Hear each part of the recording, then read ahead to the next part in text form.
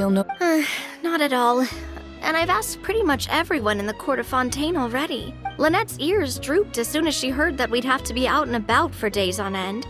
And Fremine, he hid himself under his helmet as soon as he realized there'd be people around that he didn't know. What about Chiori and Charlotte? I feel like both of them would be more than up to it. I've asked them already, but they're both pretty busy right now. I just gave the members of the Spina a few days off, too, so I don't want to bother them either. This is getting pretty difficult. Nadia, Clorinde, what's up? Oh my. Well, if it isn't my dear partners. How are you all doing? Huh. Navia? Huh? Oh, you mean... Yep, this is our chance. Do you need our help with something? Oh, precisely. My dear partners, we've got a huge problem right now that only you can solve. Whoa, for real? Absolutely. We've already exhausted all our other options. Traveler, Paimon, would you join us and play Marechaussee Hunter Judgment Day? Marechaussee what now? It's a new game script by the Tabletop Troupe, a local roleplay adventure club. Ever heard of the Tabletop Troupe? They put out games that allow you to participate in a story and roleplay characters with your friends. Oh, I've loved their stuff ever since I was a kid. That sounds super interesting. Clorinde and I are both veteran members of the club. Recently, someone came up with a new script and was looking for people to help playtest it for them. And when they asked, of course I couldn't refuse. I mean, come on! A brand new script? Nobody has ever played it before. Generally speaking, scripts at that level of development have a lot of issues, but I think this one is pretty solid. The author obviously put a lot of work into the story, and the world building is also quite credible. Whoa. I know I was the one that handed you the script, but some of us haven't read it yet. No spoilers, please. Anyway, the script calls for a team of 4. Ah, yes. We're missing one final player right now. So, you're saying you'll help us out? I knew I could count on you, partner. Paimon and the Traveler are kind of a package deal. Is that okay? That's not a problem. I'll adjust the pace based on the actual number of players, and ensure that everyone has a good time. Well, Traveler, what do you think? Wanna play? Paimon will follow your lead. Well, that solves our problem. You have our thanks. Woohoo! I'll go grab the script manager from the club. The script manager? Didn't you just say that you gave Clorinde the script? The club introduced a completely new kind of gameplay for the script. In this iteration, the Game Master's version of the script is incomplete. The script manager provides the next part of the script only after players have completed the current list of objectives. On top of that, in order to increase player immersion, the club has created some of the story's sets and scenes in real life. We'll only know where we should go once the script manager reveals the starting location. Wow, you're right. Whoever wrote this script really did put in a lot of work. And it's got a real healthy amount of suspense, right?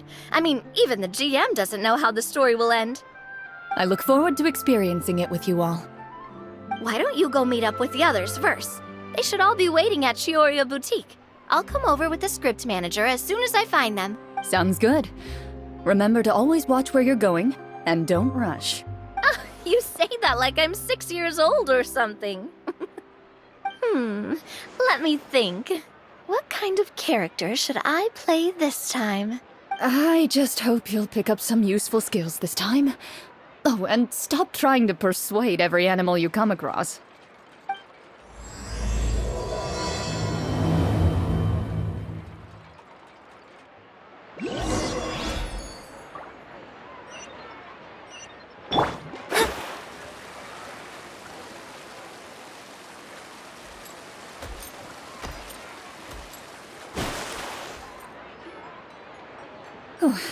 Sorry to keep you waiting.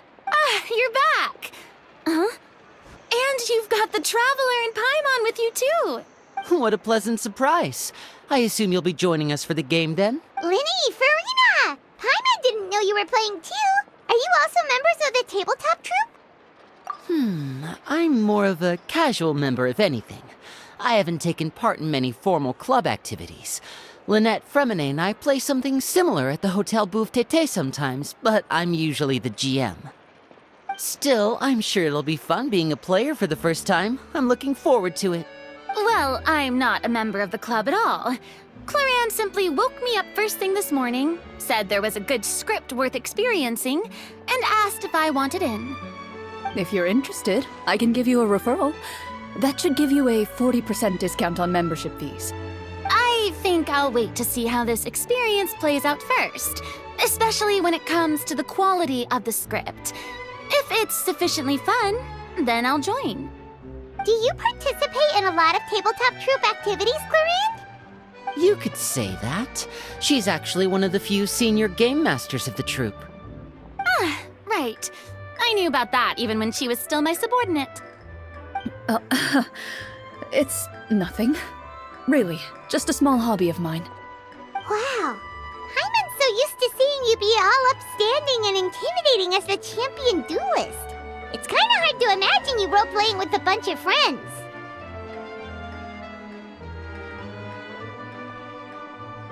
Surely you jest. I would never intentionally make things difficult for my players. I maintain a clear boundary between my professional and personal lives. The me you see at court represents the law and order of Fontaine. I put all personal feelings to the side and grant a fair duel to all who seek to defend their honor. But in my personal life, I'm just an ordinary person. Someone who feels anger and sadness, just like everyone else. Well, you say that, but for all the time I've known you, I don't think I've ever seen you cry. I've seen you get angry, sure, but now I'm wondering whether you were actually mad or if it just looked that way from the outside. I was probably in work mode during those times. Is that so? Well, in any case, I just feel like even in your personal life, you don't get emotional very often. So you want to see me cry? That might be a little difficult. A show of anger, though, that might be something I could accomplish. No, that's not what I meant.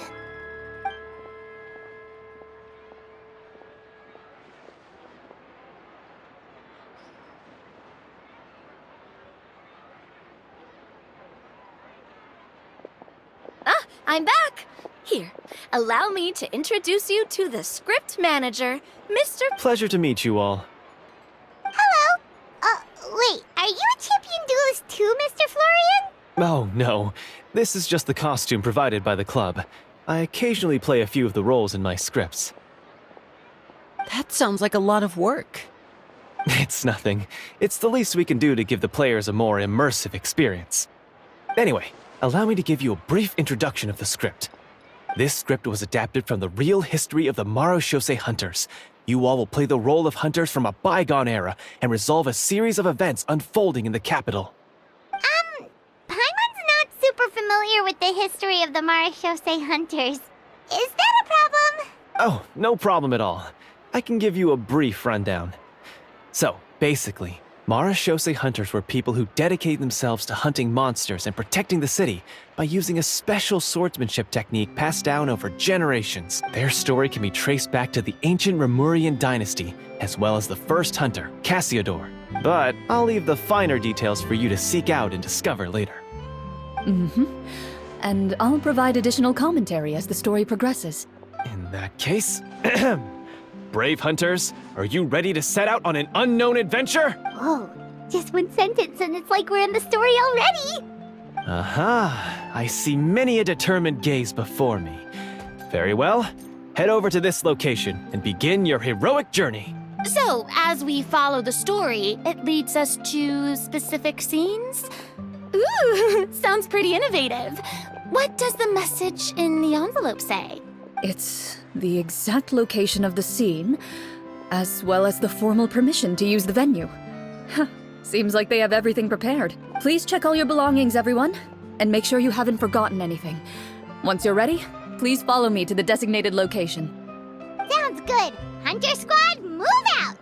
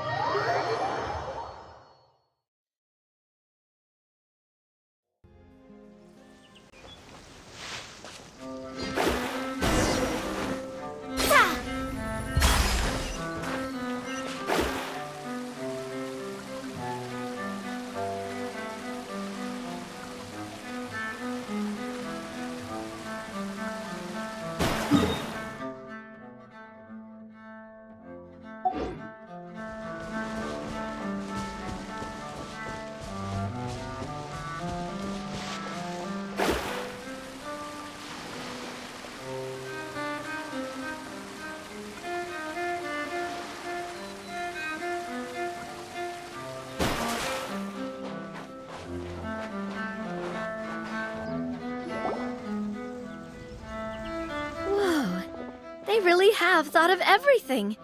Even the Fatometer is here and ready to go for us. The Fatometer? What's that? It's a card that's used to determine action success or failure. We'll need to use it when we try to use certain skills. And what about all the dessert and tea? Is that for us as well? That's what the message said. Oh, really? That's so nice. It feels just like a tea party with friends. Those snacks have Paimon's name written all over them! I think you might be more of a snack hunter than a Marachose hunter, Paimon. Snack Hunter Paimon reported for duty! If there are delicious snacks to be found, Paimon will track down every last one! The desserts are great. But I'm still looking forward to the story more than anything. Very fair. Then, let us begin. First, please pick up the blank character cards in front of you, and write down your name and profession. You can find an abbreviated version of the rules printed on the back of your character card. If you have any questions, feel free to ask me. In this story, everyone is a Marachose hunter. To reflect this, the club has prepared a small badge for everyone. Ooh, nice! As hunters, you have proficiency in swordsmanship and fighting by default, so there's no need to allocate any additional skill points to those areas. Swordsmanship? So there's a fighting part to all of this? Paimon's not sure she can do all that on her own. Maybe Paimon can just stick with you? Why don't you share a character card then? The Traveler will be the Marachose hunter, and you can be her little floating assistant. Kinda like in real life. So, for the name, do I fill it out with the name of my character? Yep, it can be any name you like. You can use your real name too if you want. I do that whenever I get too lazy to think of a new name. Oh, so it would be like experiencing a different life, but still as yourself. That's not a bad idea. In that case, I think I'll continue to use the name Linny then. Next up is the skill sheet. You have a limited amount of skill points that you can use to learn a number of skills. The more points you invest in a particular skill, the easier it will be to pass associated checks. I'll take Persuasion and Investigation. Those are must-haves when it comes to missions like these. Oh, those skills sound like they'd be useful for gathering intelligence! Good idea, Navia! Just as expected of a veteran player. So should we also take those skills then? Not necessarily. Since we're working together as a team, we could leave the negotiations to Navia and use our skill points to pick up other useful skills. For example, I think I'll take Stealth and Sleight of Hand. That will give us more options if we run into any situations we can't negotiate our way out of. Oh, interesting. I wasn't thinking about it like that. I suppose it's not so different from an acting troupe. Everyone has their own role to play. Let me see. I'll take arts and performance. I'm not quite sure what use they'll be, but I'm not as knowledgeable about the other skills. and I am not too confident I'd be able to roleplay them well. Well, that leaves us. What do you want to learn, Traveler?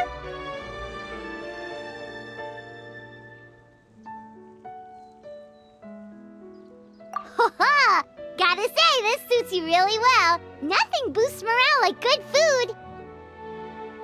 Oh, something that'll help you get a read on other people's thoughts. Sounds useful. So what do you think? Are you sure you want to learn these 2 skills? Let's see. Oh, looks like you each have enough points to choose one final skill. You've all picked such classic skills. It's fine to go a little bit out of the box, you know. Why do I get the feeling she's getting ready to cause trouble? For example, this one here. Summon. Doesn't it sound super mysterious and cool? Oh, I saw that one just now as well. The description says, this skill can be used under certain circumstances to summon characters or creatures that fit the script's world-building rules. The script's world-building rules, huh? But how are we supposed to know what a Marashose hunter can summon? Oh, that's not for us to worry about, my friend. Just learn the skills that interest you, and the GM will take care of the rest. All right, you've convinced Paimon. Let's learn Summon, then. Paimon can't wait to see what kind of thing shows up. Well, now that everyone's more or less finished creating their characters, we can begin. Since 2 of our players are doing this for the first time, though, let me ask. Would you like to play on easy mode or authentic mode? What's the difference between the 2? Well, in role-playing games, the story sometimes changes based on the decisions of the players and the results of the Fatometer. For example, if you fail a check, that means you cannot use the target skill in that scenario. A critical failure may even result in further negative consequences. If you choose to play in authentic mode, every time you elect to use a skill, you'll need to use the Fatometer to see whether you succeed or fail, and face any consequences that may follow. If you choose easy mode instead, every check will be successful by default, and you won't have to worry about luck playing a factor.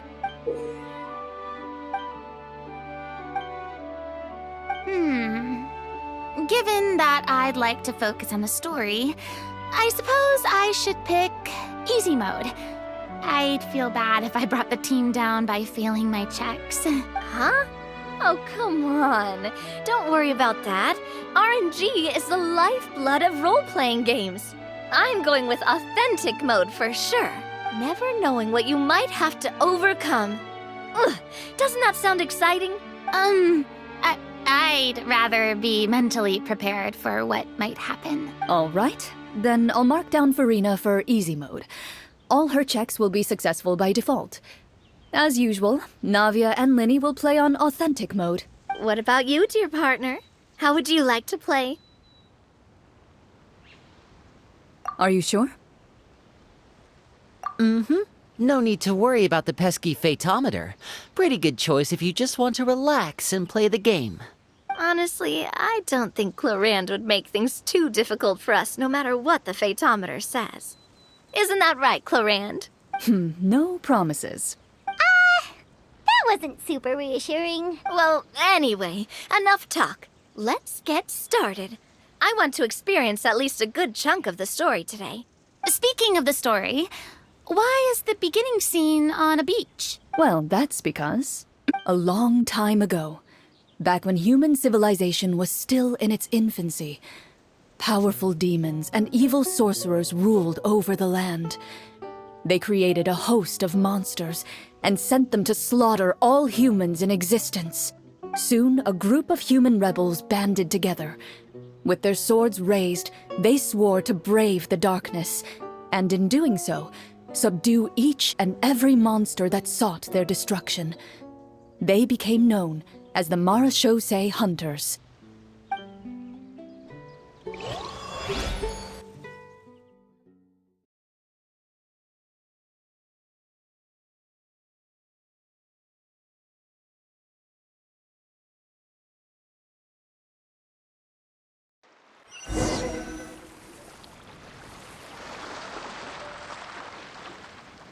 Sometime later, As a member of the Marechaussee Hunters, you receive a commission. Following the address provided on the message, you take a boat and arrive at this strange city. As you inhale, you can taste the slightly salty air of the docks as you begin to survey your surroundings. There aren't many people in the vicinity, but you do take note of a few others who, like you, seem to be sizing up this place. Your eyes meet, and you realize these people are fellow Marechaussee hunters, likely led to this location after receiving the same commission as you. You're all Marechaussee hunters too, right? Allow me to introduce myself. The name's Navia, monster hunter by trade and helpful neighborhood businesswoman on the side. What say you to traveling together? We can help each other out on the road. Okay, count me in. My name is Linny. I've been wandering since I was little and picked up a few less than legal tricks along the way. I was adopted by a Marechaussee hunter and later chose to follow in his footsteps. Is this where you introduce your character to everyone? It sounds like they've done this dozens of times. My name is Farina, and, I grew up in a noble family.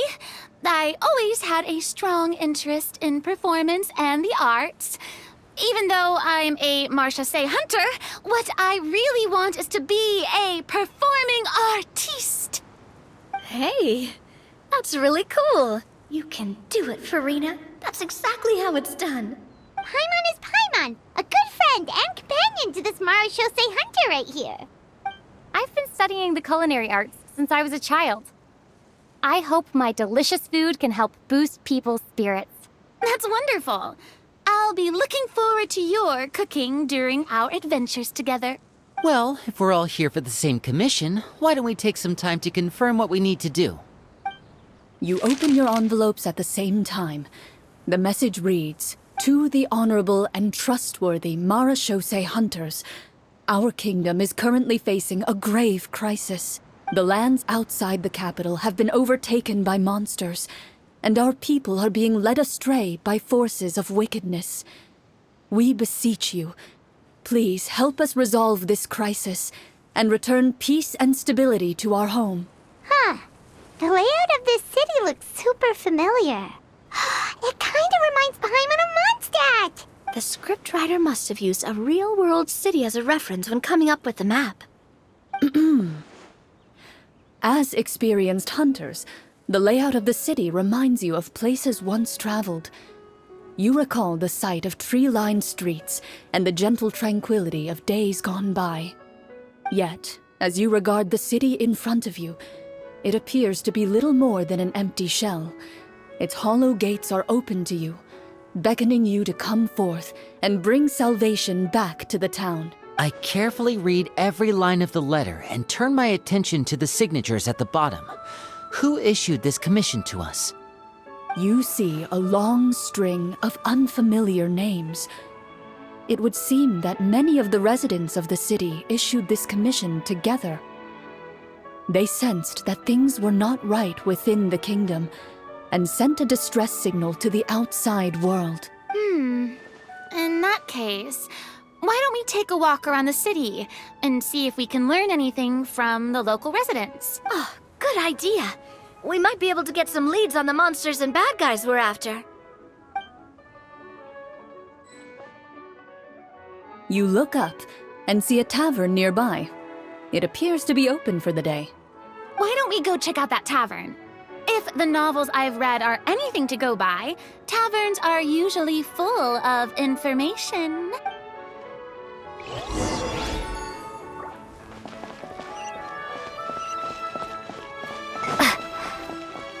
As you approach the tavern, you find a plainly dressed woman standing nearby. She appears to be rather troubled about something.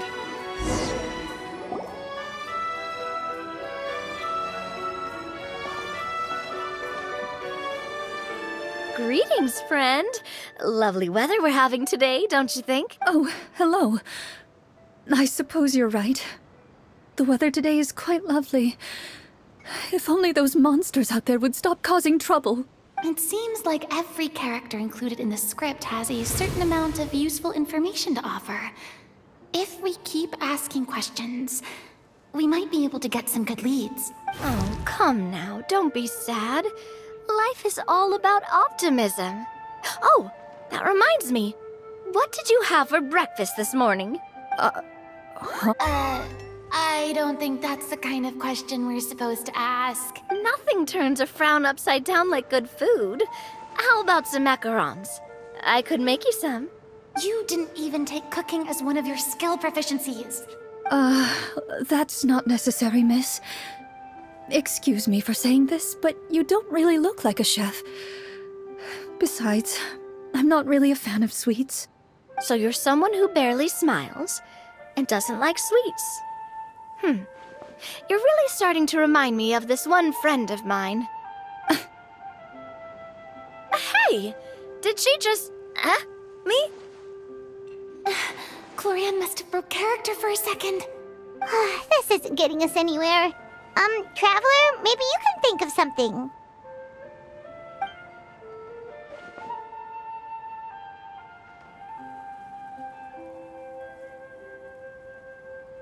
The results of insight checks aren't disclosed to the players, so I'll be the one consulting the fatometer.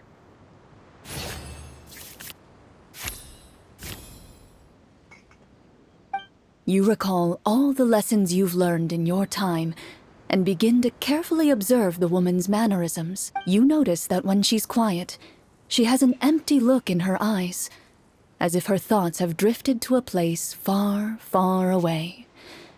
And when she speaks, she often subconsciously reaches out to touch the ring on her left hand. So you noticed. That's a little embarrassing.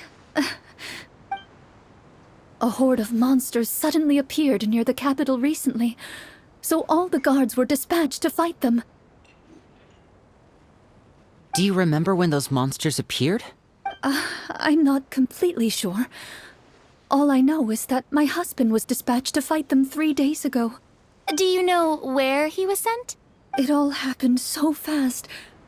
When we said our goodbyes, he couldn't even tell me where they were sending him. You have our thanks, friend.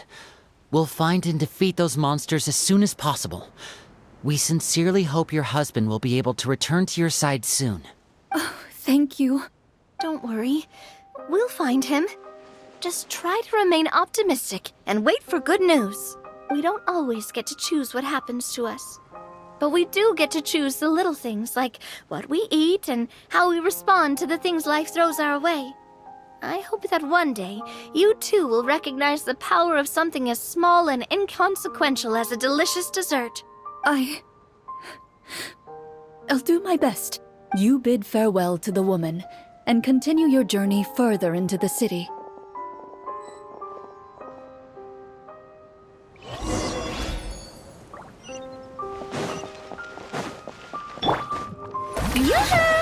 As you venture further into the city, the streets appear largely empty.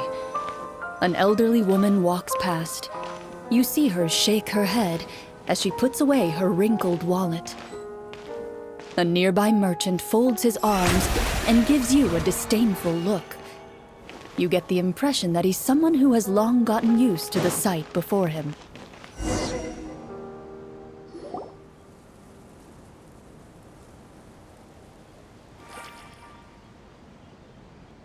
Although he doesn't seem very friendly, merchants are usually a good source of information, right? Pardon me, sir. I'd like to ask a question if I may. That depends. How much are you willing to pay? How about this much? What do you take me for? Some lowly beggar? You can't even buy half an onion with that amount. Surely an onion can't be that expensive, right? What do you know? War is nearly upon us. Everything costs several times what it did before. If you're not gonna buy anything, then scram. Whoa, what a nasty guy. Maybe we shouldn't even bother talking to him. But he still might have information we need. Traveler, can you think of something?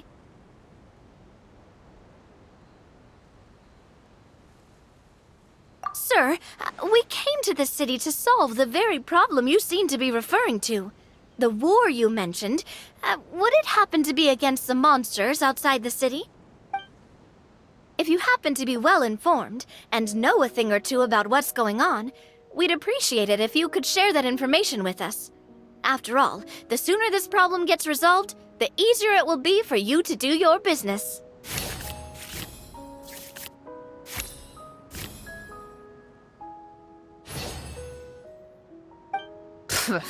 Well, things are basically as you said, young lady. Those monsters are camped outside the city, and they've been destroying all our trade routes.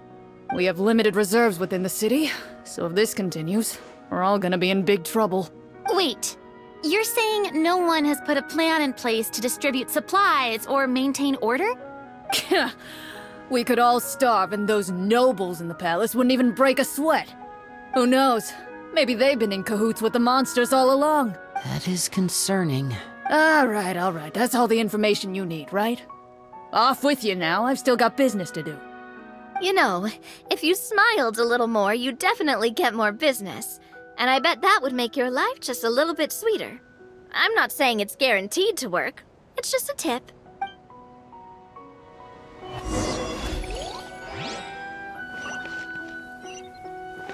Should we try to go somewhere with more people? Oh, how about the city square? Follow me. It doesn't seem like there's any information to be gained from the area up ahead. You conclude that this area is best left unexplored at this time.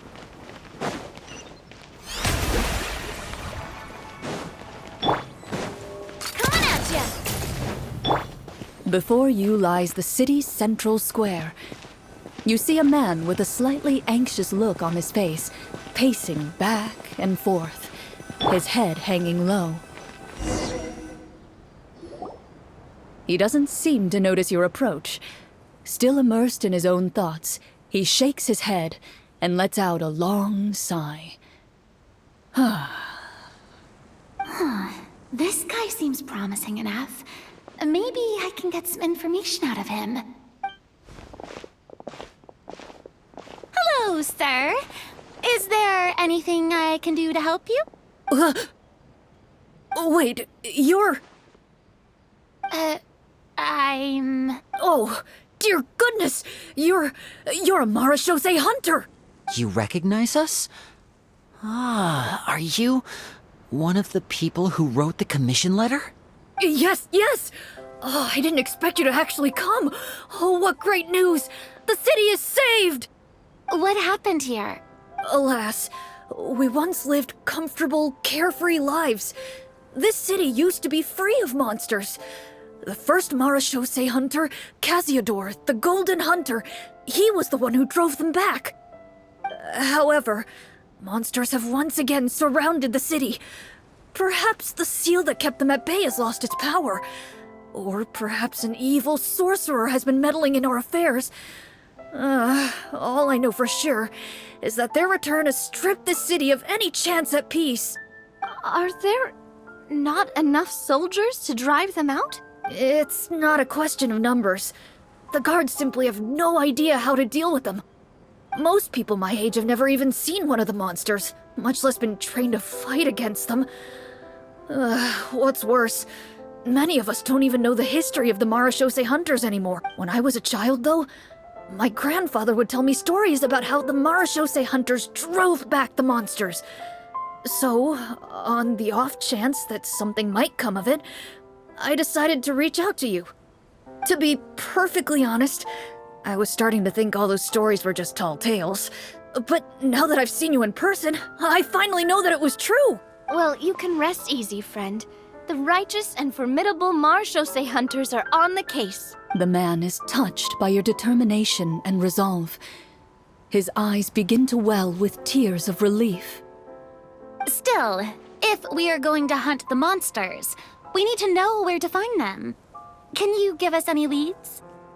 All I know is that the area outside the city is dangerous. I'm afraid I can't point you toward a specific location. Oh, although, if you leave the capital through the main gate and follow the road, you should run into a group of guards. They might know more about where to find the monsters. I see. We'll go look for them then. All right, be careful. Oh, and one last thing. The monsters outside the city are just part of the problem. There are evil sorcerers inside the city as well, so be on your guard. They're actively working with the monsters, and have corrupted the court ministers with malicious magic. They're the reason why, even inside the city, everything has been a giant mess. Even one of our kindest ministers has turned into a boorish and unreasonable figure, interested in nothing but enacting laws that exploit the people. Who knows how much longer we'll be able to go on like this. Talk about being stuck between a rock and a hard place. I feel bad for him. Maybe we should try to cheer him up? Hey! Not everything can be solved with food. I appreciate your kindness, but for now, it's more important to focus on the crisis at hand. Brave hunters, I leave the future of this kingdom to you.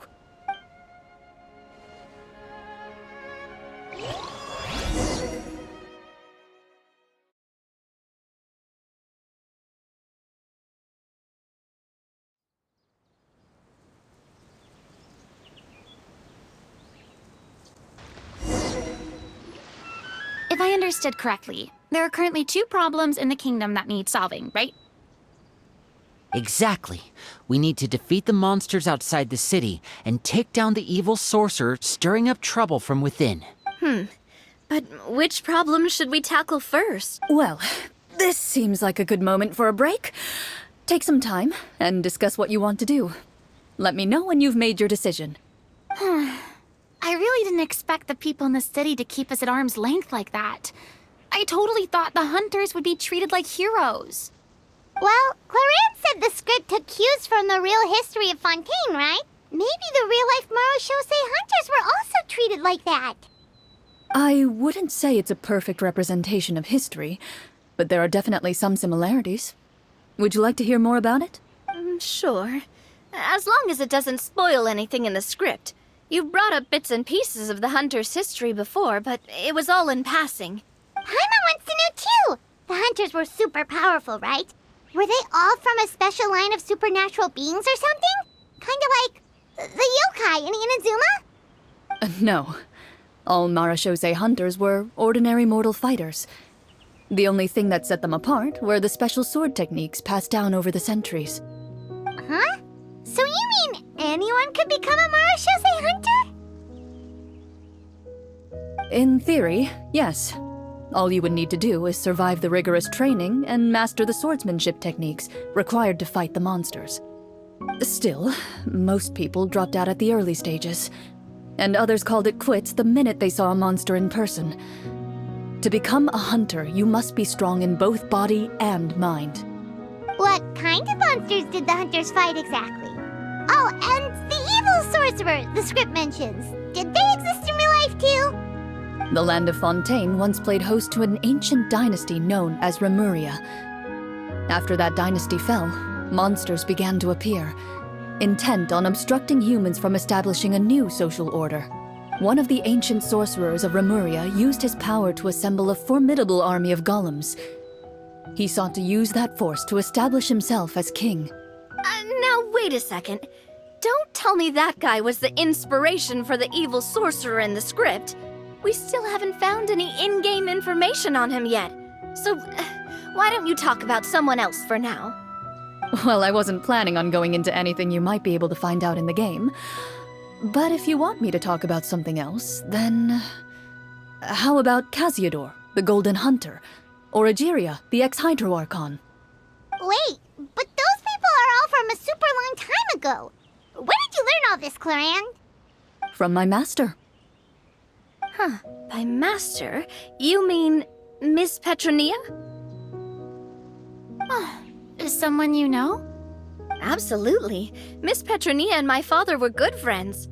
Back in the day, she would often bring Clorinde over to play, but then... Let's not get off topic. Anyway, back to what I was saying. Responding to Egeria's call, a number of warriors followed Casiodor into battle against the monsters. This group of warriors, under Casiodor's leadership, became known as the Marechaussee Hunters. Yet, as Fontaine entered an era of peace, their work gradually became obsolete.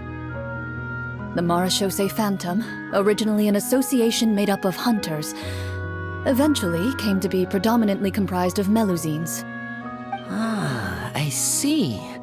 That explains why most of the people in the script have forgotten the hunters or think of them as nothing more than a legend. Is that really a bad thing, though? It can get tough always being the one shouldering everyone's expectations. Depends on who you ask, I suppose. If the name of the organization no longer commands respect, investigative work is bound to suffer. Speaking of investigations, which problem should we tackle first? Monsters or evil sorcerer? I vote monsters. That's the main duty of the hunters, right? We can come back to the sorcerer later. Well said, Miss Farina. Plus, if the sorcerers really are the masterminds behind this whole thing, defeating the monsters could give us some clues on their intentions as well. What about you, partner? What do you think? It's decided then. All right. After some discussion, you decide to turn around and head out of the city.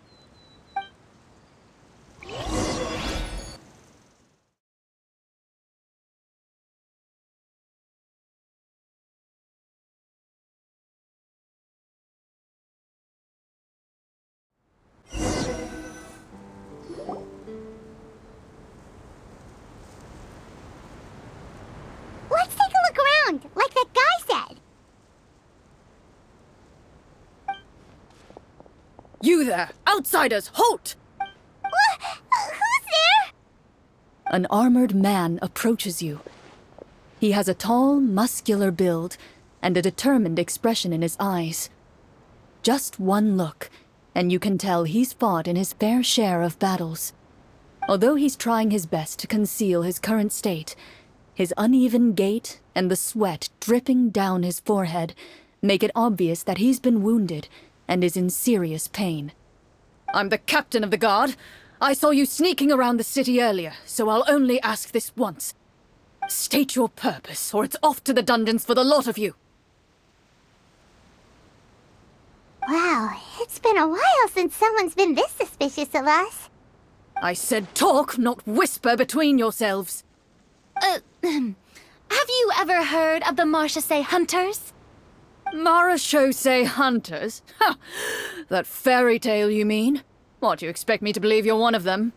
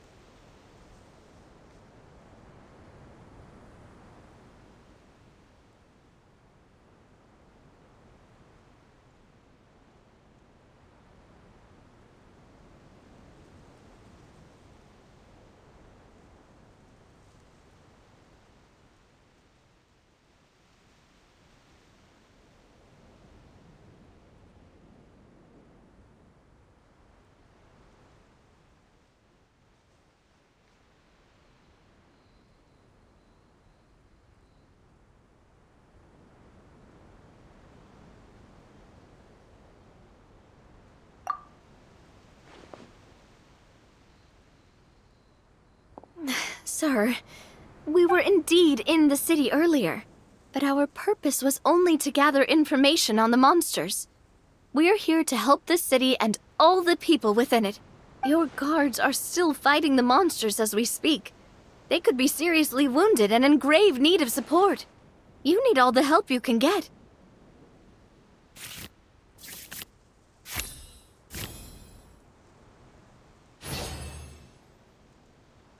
The man regards you with doubt and concern.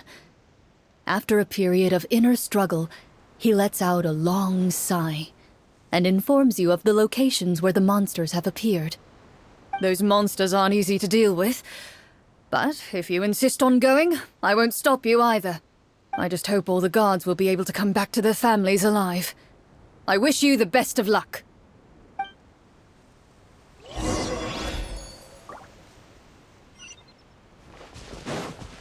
Based on what the captain said, the monster should be right up ahead. Let's go. Hopefully we're not too late. As you approach the battlefield, you see numerous people lying by the side of the road. They appear to be dressed like guards. Their faces are filled with desperation and terror. Some are screaming and cursing in vain, as if still trying to banish the monstrosities they saw from their minds.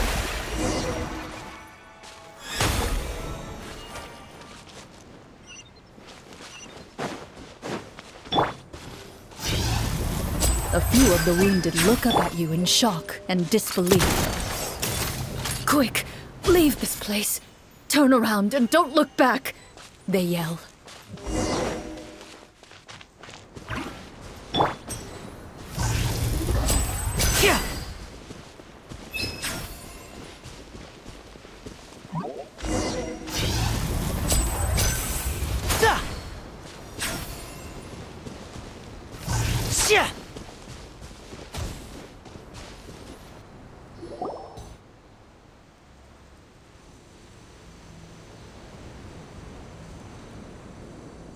This is the place he mentioned, right? You see broken iron swords scattered all around you, and downed trees riddled with terrifying claw marks. All the signs point to one thing. A truly devastating battle just took place here. Be on your guard, everyone. The monsters might still be around. Before you can finish your sentence, you hear rustling sounds from the surrounding bushes. The monsters have emerged. They close in on you without fear. You get the impression that, in their bloodthirsty eyes, you're just another meal for them to devour. A little help here! This thing wants to eat Paimon! Your battle round begins now.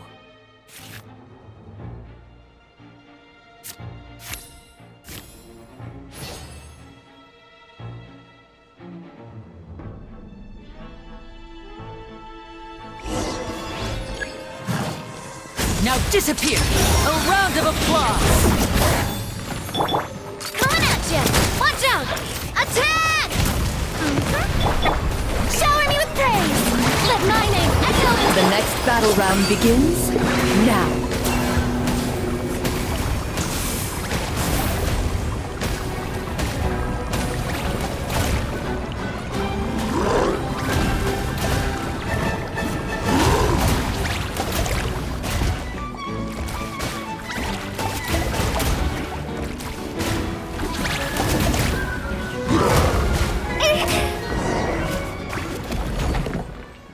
The monsters let out a terrifying roar of anger and resentment before dissipating into thin air. Ugh, thank goodness it's over.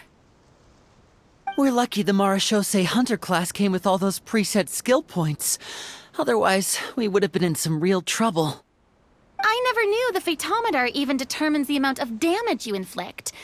If you get unlucky, isn't it just game over right then and there? That's part of the fun. The uncertainty of fate is what gives these games their appeal. Just as you begin to celebrate your victory, a suspicious lump on the ground catches your attention. A suspicious lump. Wait, could it be the thing appears after every battle? I walk up to it, crouch down, and begin to carefully examine it. I've still got my right glove on, so it should be fine for me to touch it, right? As you investigate the mound, you discover that the exposed portion appears to be made of wood.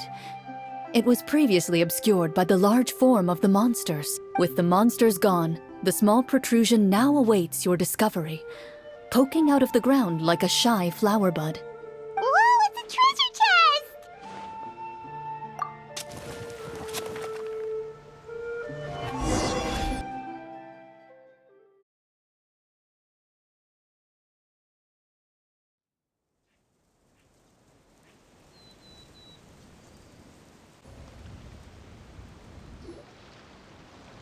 With everyone's help, you successfully excavate the wooden chest from the ground. Even without opening it, you can tell from the mora and jewels scattered around the chest that it must contain quite the fortune. Makes sense. We worked hard for this. Let's open it and we can share what's inside. I can understand your excitement, Paimon, but think about it. Doesn't it seem like there are people out there who need this treasure more than us? Yeah. Think about all the people suffering in the capital, or all those guards who got hurt fighting the monsters. Wouldn't it be better if we gave the treasure to them? Wait, is that how it works? Paimon thought since we were the ones to dig it up, we could just take it for ourselves. Well, let's put it this way. Any decision you make during a role-playing game can impact the future course of the story. But would the people really believe us? It's hard enough for us to prove we're Marchese hunters. What if they think we procured the treasure illegally? They might get even more suspicious of us. That's definitely something we should consider. Maybe we can come up with an explanation in advance. Well, if donating it could cause that much trouble, why don't we use it to buy some gear and fill up on good food? Then we'll be ready to fight even more bad guys. Looks like you're facing a difficult choice once again. Well, it's getting late. Why don't we call it a day for now? Wow, where did the time go? I'm not sure if it's because I'm having so much fun with you all or because the story is particularly enticing, but I feel like I could almost keep going. Here, here. Ooh, how about we play through the night? I'm not sure I'll have enough energy for that. Yeah, that won't work for me either. Lynette will give me an earful if I get home too late. I understand how you feel, Navia, but we have to change venues for the next part of the story anyway. Huh? Another location? There's a special note for the GM at the end of this section that says to proceed to an indoor set for the next part of the script. Whoa, they really pulled out all the stops for this new script. Well, even if we end the game for the day, we can still stay a little longer and hear Clorinde finish her story, right? Paimon wants to hear more about the history of the hunters. Something tells me you just want to finish the free desserts before we break for the day. That's just a coincidence, okay? Besides, to Paimon, not finishing free food feels even worse than having to buy her own. And anyway, Paimon really does want to hear more about Clorinde's master. Well...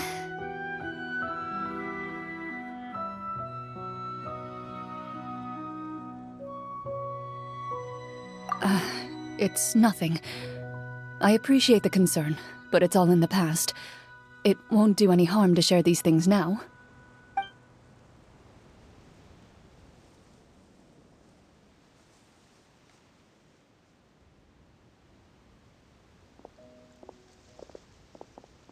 My earliest memories are of living with Master. According to her, she saved me from certain people of ill repute. My birth parents had left me behind some time before that. What a heavy beginning for a life story.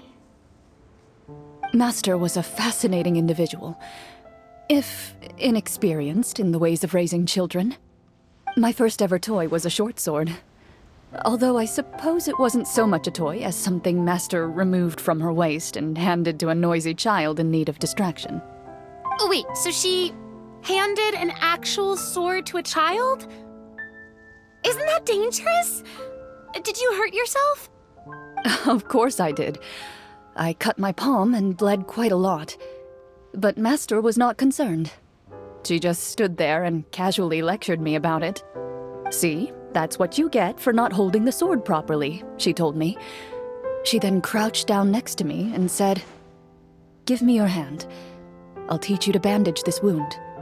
After that, it's time to learn how to truly hold a blade." Excuse me for asking this, Clorinde, but how old were you exactly when all this happened? Probably around, 3, give or take. 3? Isn't that when most kids are still struggling to hold a fork? As I said, Master was rather inexperienced in the ways of raising children.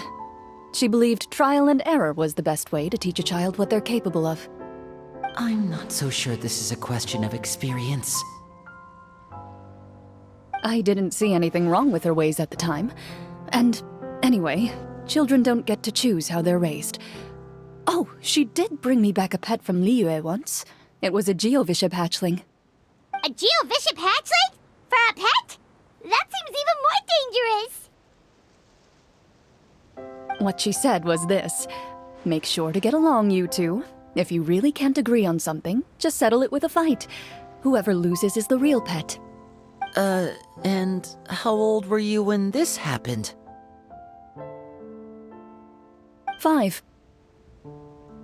Well, did you win? No, I lost. So you're saying you actually became the Geovishap's pet? Yes, but only for a week. By the end of that week, I defeated it in combat, and we've shared a cordial relationship ever since. That really doesn't sound like the kind of childhood someone should have. Later on, I gradually understood that Master most likely didn't know any other way to raise a child. She was a Marashosei hunter, but I never heard her bring up her own parents. Thanks to her, I learned how to navigate the forest by the age of 6, and could hunt monsters in the wild by myself the year after that. Even though the training she subjected me to was strict, she always made sure to take me traveling when she had the time. We met many of her friends during those days. That was also how I met Mr. Callis and his family. I still remember the first time we met. You were too scared to join our picnic and hid behind Ms. Petronia the whole time.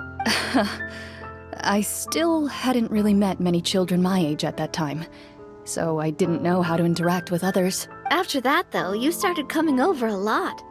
You loved challenging people to shooting competitions, remember?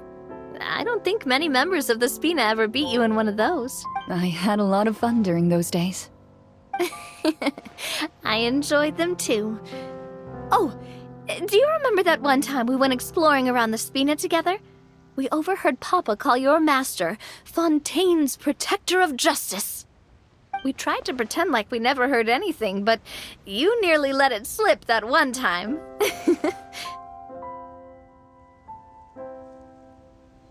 Protector of Justice?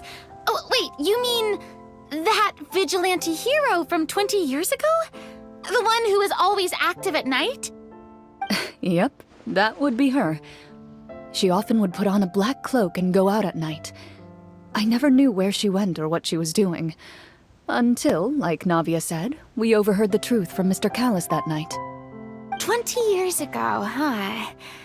I still remember the guards leaving all kinds of witness reports about her on Nervalette's desk. My apologies. Oh, there's no need to apologize.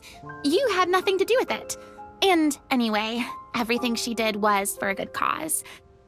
Although, calling herself the Protector of Order was a bit much.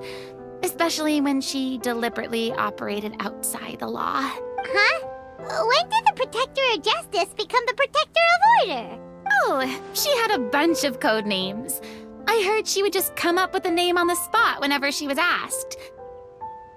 Later on, she probably got sick of answering those questions and decided to stick to just 2. The Protector of Justice and the Protector of Order. That sounds like her, all right. I bet she forgot which of the two she'd use by the time she got back each night. Well, she certainly sounds like a fascinating individual. With her strong sense of justice, it's no surprise her student followed in her footsteps. It's true. I always wanted to become like her. Someone powerful, independent, and with a strong sense of conviction. But...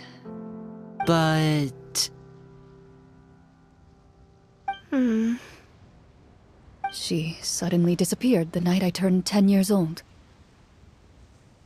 Disappeared? What happened? I have no idea. She didn't even leave a note. I was never able to find out where she went. That night, I was celebrating my birthday at Navia's house, but Master never came to pick me up. When I returned home on my own, it was to an empty house. When she still didn't appear after a few days, I went to Mr. Callus's house to ask about her whereabouts, but he only shook his head. Papa probably didn't know either. I know he sent a few people to investigate the matter in secret, but they never found any credible leads. Don't worry, I understand. To be perfectly honest, given Master's personality and way of doing things, it all made a lot of sense. If I had to guess, I'd say she probably used it as an opportunity to force me to become independent. Just like how, when a litter of kittens reaches a certain age, the mother willingly leaves them behind. Were you upset, Clorinde? I was at first, but not anymore. I don't believe Master would suddenly disappear for no reason. There must have been something she just had to do. Well, despite everything, you still managed to follow in her footsteps and become the greatest champion duelist in all of Fontaine. You're practically a living symbol of law and justice. I suspect my position would be far too by the books for her. Master always did whatever she pleased. But you're right. I suppose I do take after her in some ways. Who knew Clorinde had such an interesting past? I never had the chance to ask her about it before. And I wonder... if Clorinde's master were the champion duelist back then, would that duel against Mr. Callus have gone differently? Oh no. Judging by the atmosphere, Clorinde and Navia are probably thinking something similar. The mood just got super awkward all of a sudden. Well, anyway... Would you look at the time? It's getting dark, so we should probably call it a day for real this time. If we keep talking like this, we really will be here all night. I had a great time today, Miss Clorinde. Thank you for being our GM. Anytime. The script was good, but I've got to say, your childhood stories were even better. Hey, you should tell us more about that fight against the Geo-Bishop sometime. Maybe your master was onto something. You could be right. What does she mean, onto something? I certainly don't know any 5-year-olds who want to fight a bishop in their spare time. Guess I'll head back as well.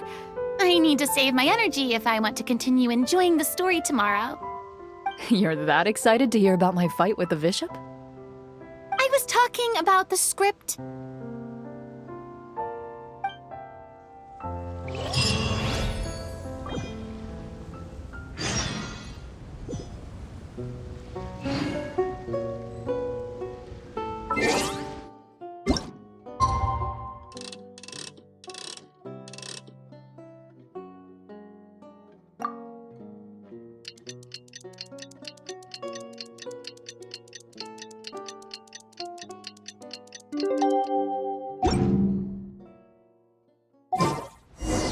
Let's go meet up with the group!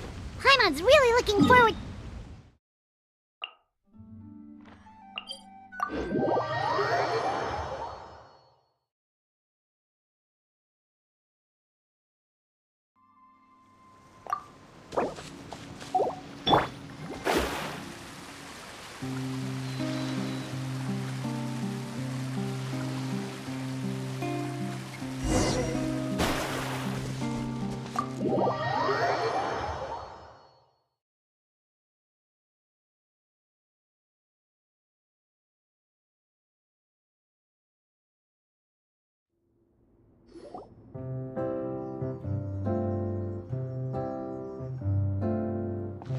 looks like everyone's here.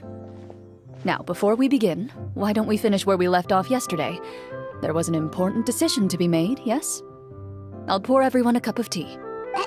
Is that really the most important part, though, Clorinde? Paimon's more concerned about our current surround heavy walls, cold railings, dim lights. This is obviously supposed to be a prison. I admire the work put into the set. Still, it's obvious the scriptwriter has never paid a visit to the fortress of Meripede. So the set is going to be a part of the script? Unfortunately, that is something I can neither confirm nor deny. Anyone think Clorinde's smile is starting to look kinda scary? Well, whatever happens, we'll just have to push on. But first, we should really figure out what to do with this treasure. If we're worried about arousing suspicion because of our identity, why don't we give ourselves a different name, just like Clorinde's master did? Yeah, it might be better to keep a low profile. As long as we're helping people, it doesn't matter who we are or what we're called. Staring at me won't get you anywhere. Or did you want some more tea? Oh, Paimon's good. Thanks. Why aren't you saying anything, Navia? Wait, what's that next to you? Oh, this is the short sword Clorinde mentioned last night. I found it. Huh. I'm surprised you managed to track it down after all this time. Well, I made sure to take good care of it, considering the circumstances in which you gave it to me. Of course I had to keep it safe. Anyway, where were we? Oh, right. I was just thinking about all the potential ways for us to break out of prison. We could dig a tunnel, or try to bribe the guards. Wait, we haven't been thrown into prison yet, have we? Well, it's only a matter of time. It pays to be prepared. Just like how you should always have an umbrella on hand, even when it's sunny. Alright, Paimon's made up her mind. Let's just give the treasure away. Paimon may have wanted to keep it, but if it's going to land us in prison somehow, Paimon will be too upset to enjoy her snacks. So, you reached an agreement? All right then, we can continue with the story. Oh, and we'll collect all the scattered pieces of treasure on the ground as well. All right. You collect the treasure and make your way back to the capital with your bag of loot in hand.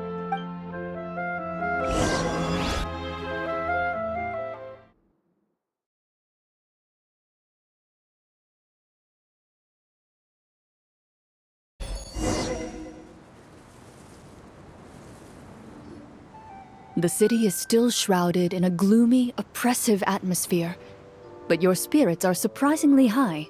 In places where sunlight struggles to reach, you generously share your wealth with the children, the elderly, and the poor in urgent need of help. Thank you, kind soul.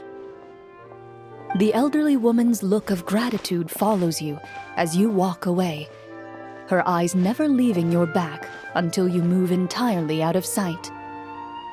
However, there's still quite a bit of Mora remaining. It appears you haven't made much progress.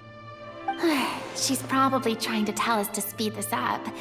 We need to hurry up so we can address the sorcerer problem. Should we go find that man again at the square? He seemed like a pretty responsible guy. I'm sure he knows the people here far better than us. Oh, good idea! Just as you start to make way to the square, intent on finding the man again, there's a voice.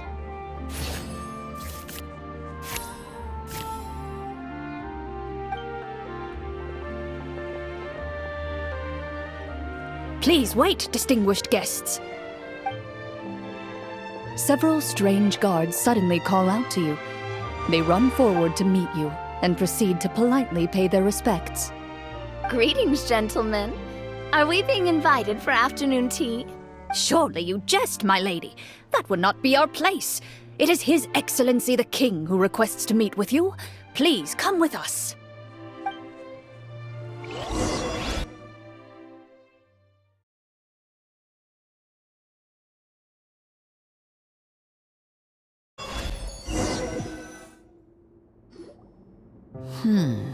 Do you think this could be a trap? Well, we have to investigate the court at some point, right? Meeting the king himself would be a fantastic opportunity to do that. I say we go for it.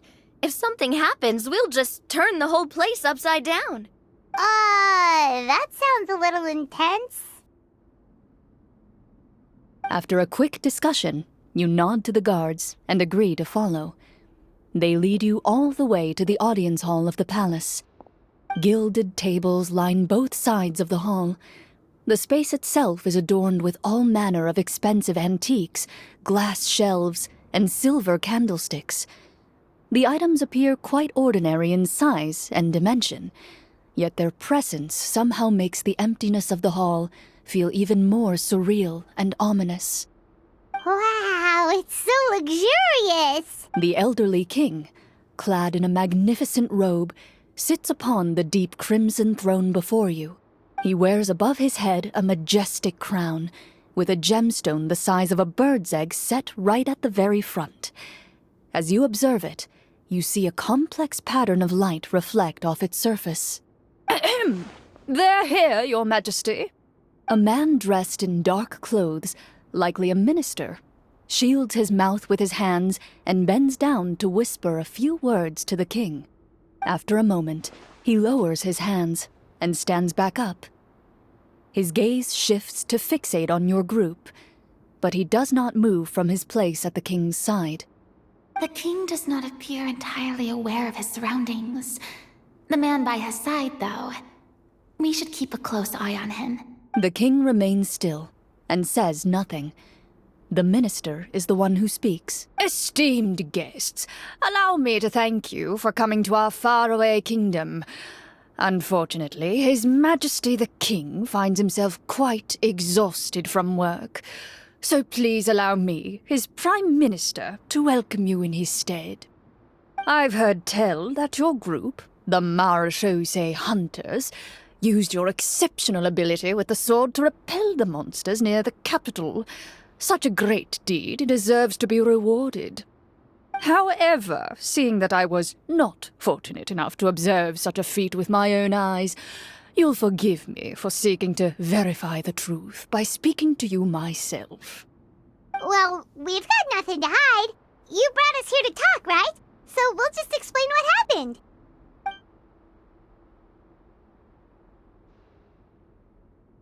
The golem's blades were so powerful, they could cut down trees in a single swipe. It took a lot of effort to defeat them, even for trained swordsmen like us. Well, that was enough details, right? Believe us now? Your account does indeed match those of the survivors. Since you were the ones who defeated the monsters, that must mean you are also in possession of the treasure they stole?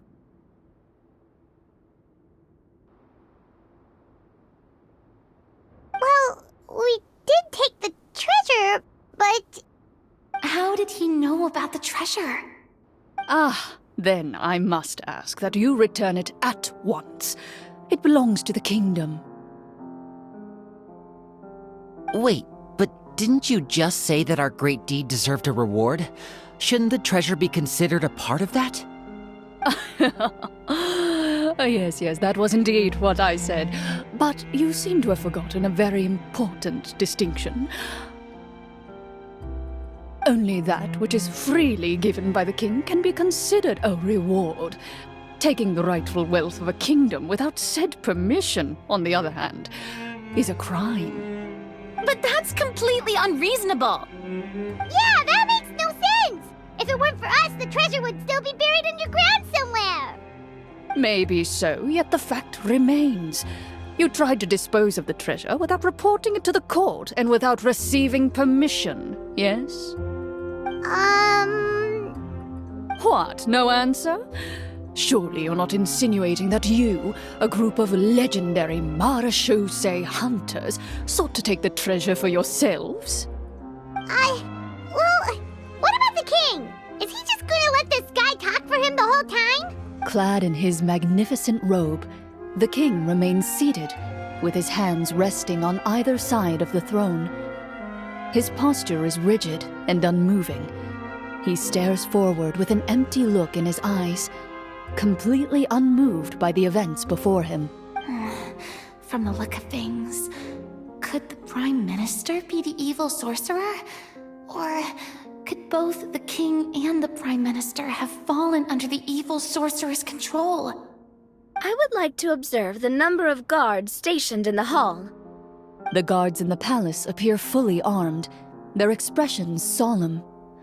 Sensing the tense atmosphere in the room, they stand at the ready, each with a hand placed upon the hilt of their sword, as if prepared to draw their weapons and surround you at a moment's notice. Well, there goes my plan to turn the whole place upside down, I guess. It appears we've been visited by nothing more than a group of ill-intentioned imposters. What a pity. Guards, take them away and throw them in the dungeons. Before I decide your fate, however, I must first determine whether you have any accomplices outside the court. Can't we try to slip away? Or maybe start some kind of riot? But if we try to fight the guards right now... Don't worry. At least we figured out who's behind all this. Let's just play it by ear. If you're scared, Paimon, just hold my hand. Aw, thanks, you guys. You allow yourself to be led away by guards surrounding you on both sides. It's only when you begin to feel drops of water falling from the dungeon ceiling and smell the stench of death and decay all around you that you finally realize you've stepped into a completely different world. Stay here, and don't try anything funny. The guards lock the cell door and leave without looking back. Wait, sir! Your voice echoes through the dark hall, but the only response you receive is the sound of water dripping from the ceiling. No! What should we do now? Carve out a new path of fate with our own two hands, of course. I draw my weapon. You reach toward your waist, but find nothing there. You now recall that your weapons were confiscated before the guards locked you in the cell. The bag of treasure along with them. What about that knife I hid in my boot? When did you hide it in there? When I was thinking about digging a tunnel. Rejected. You failed to inform the GM of this course of action. Moreover, the guards would have conducted a thorough search before throwing you in prison. And the keys to the cell aren't anywhere to be seen? Correct. You don't even feel a lock hole on the cell door. Oh, well, there goes all our plans. Indeed. Huh? Why are you the one saying indeed? Because that statement holds true for me as well. This is where the script ends. What? But that's a terrible ending! Generally speaking, this should be the point where the scriptwriter gives the players some kind of hint, or gives the GM some kind of code for how to move forward. I mean, maybe they just really wanted us to be immersed in the feeling of being in prison? Like, they'll only show us the way out once we've grown truly and utterly desperate? That is a possibility. If only there were desserts and tea in real prison. Oh, wait, guess it's kind of how the Fortress of Meripede works if you're lucky. Oh, before I forget, Navia, the short sword you had with you earlier. I took a closer look, and the craftsmanship doesn't appear to resemble anything from this era.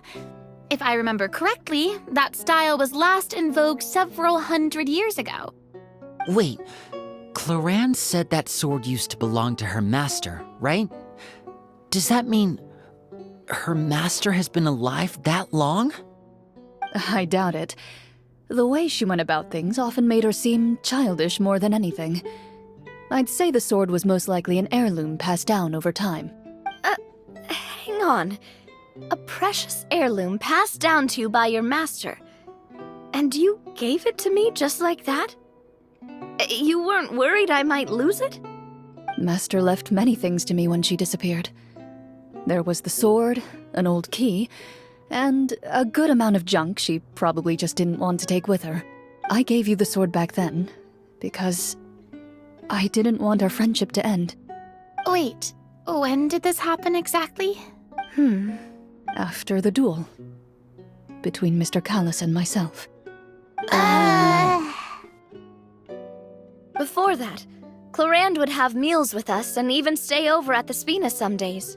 She was on great terms with Papa as well. After the duel, though, there was a period of time where we simply didn't know how to face each other.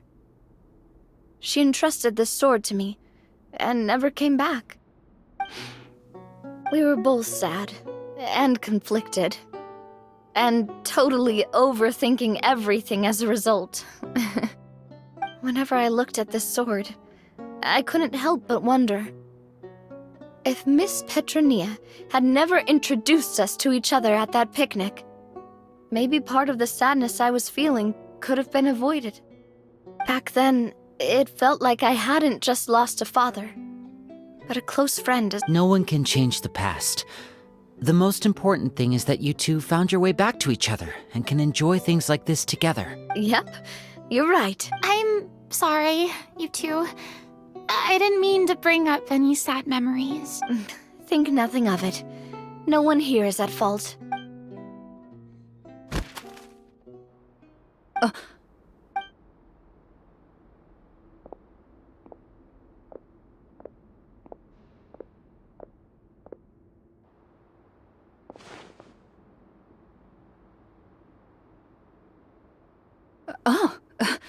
Looks like the next part of our script is here. Perfect timing. The situation was really starting to get desperate. And not just because of the prison thing. From Clorinde's face, Paimon really can't tell if it's good news or bad news.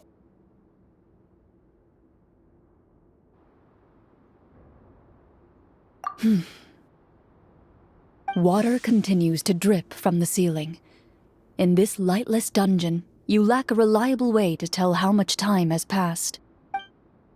Eventually, you get used to the unpleasant odor of straw, mold, and rust, and find yourselves alternating between fits of drowsiness and despair.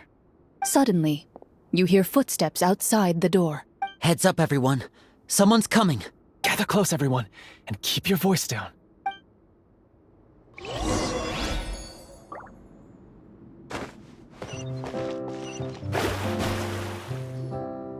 Who are you? I work as a guard in these dungeons, but my true identity is the same as your own. I'm also a Marechaussee hunter. Huh? Shh! I've already sent away the other guards, but if we make too much noise... I understand, but how can we be sure we can trust you? The king has issued a formal decree. In light of the irrefutable proof of your crime, you're to be executed before tomorrow's sunrise. If you want to escape, it has to be now. Executed? We barely did anything! Monsters appearing at the same location as the treasure. Could this entire thing have been a trap? There will be time for speculation once we're out of here. As for my identity, I have no way to prove that to you just yet. Infiltrating the capital was difficult, and finding a chance to speak with you has taken a lot out of me. I could go on, but I think we can all agree that now is not the time for details. Have you seen our weapons anywhere, sir? Don't worry, I brought them with me. They're just behind the door. Still, these weapons alone won't be enough to defeat the true enemy behind the scenes. His faction is too powerful. The guards are all under his control, and he's even stationed a number of golems in various rooms throughout the palace. To defeat him, you must find a secret vault. It is said that within that vault, the Marechaussee hunters of the past left behind a treasure with the power to defeat the sorcerer. You're not coming with us? No, I'll remain in the dungeons to deal with the guards. I'll try my best to distract them so they don't go after you. As long as my identity is not revealed, I'll be able to aid you when the final battle comes. In that case, please stay safe. Thank you for your concern. I will do my utmost. As for the location of the vault, here, this map should lead you there.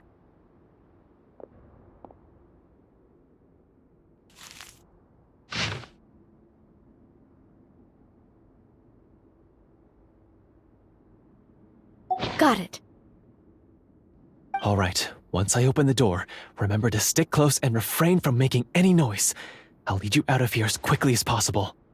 You now have the chance to restore the honor and legacy of the Marechaussee hunters. So please, get out there and reclaim what's ours. And be sure to exercise caution.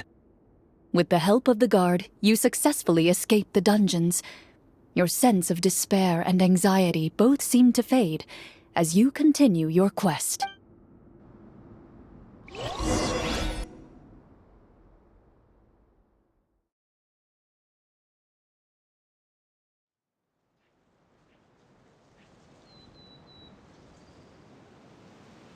Wait, we didn't get to use our skills at all while we were in prison. Who knows when we're gonna get the chance to use that cool summon spell? That is a pity, but we can only continue to move forward.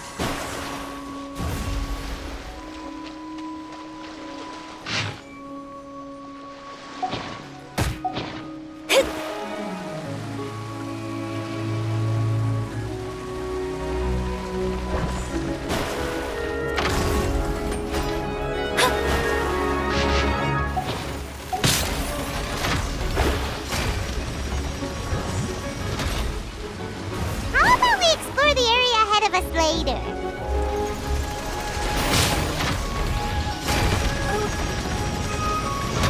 This should be the place marked on the map. This bit of rock certainly looks suspicious. Well, I'd say an investigation's in order then. Plus, if all else fails, we can just blow it up. Wow, you really meant that! Before you lies a serene stretch of open water, its surface shimmering a brilliant shade of sapphire blue. Well, guess this means it's time for a swim!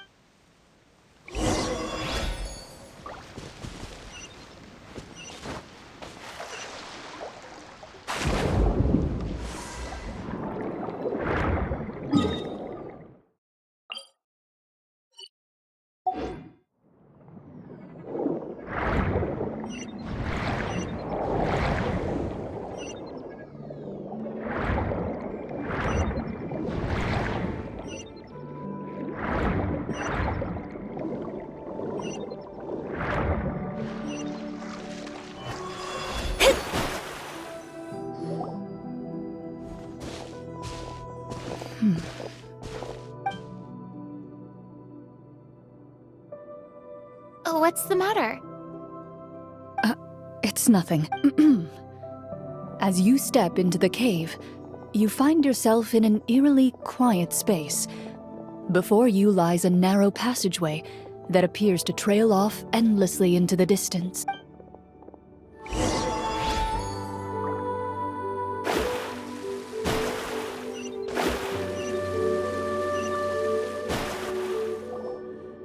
Wow, this must be where the treasure is hidden! But this door is blocking our way in.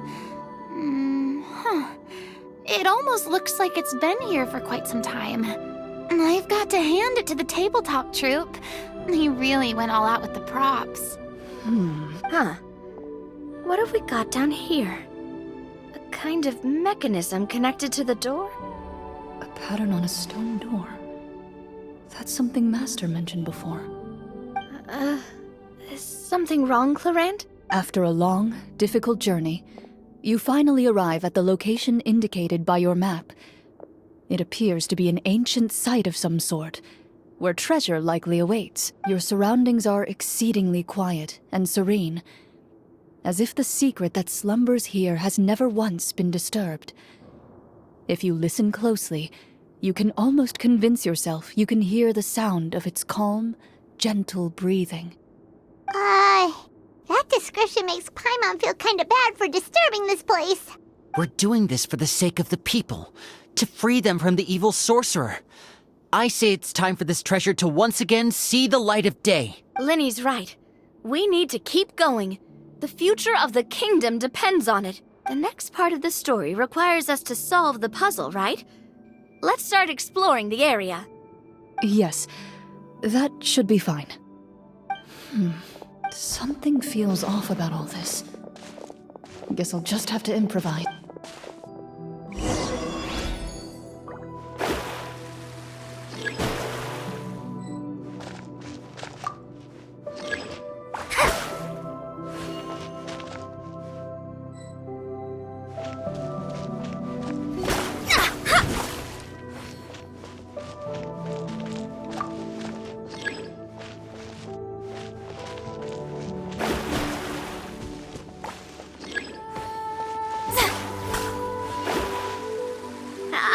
something. Found something here, too.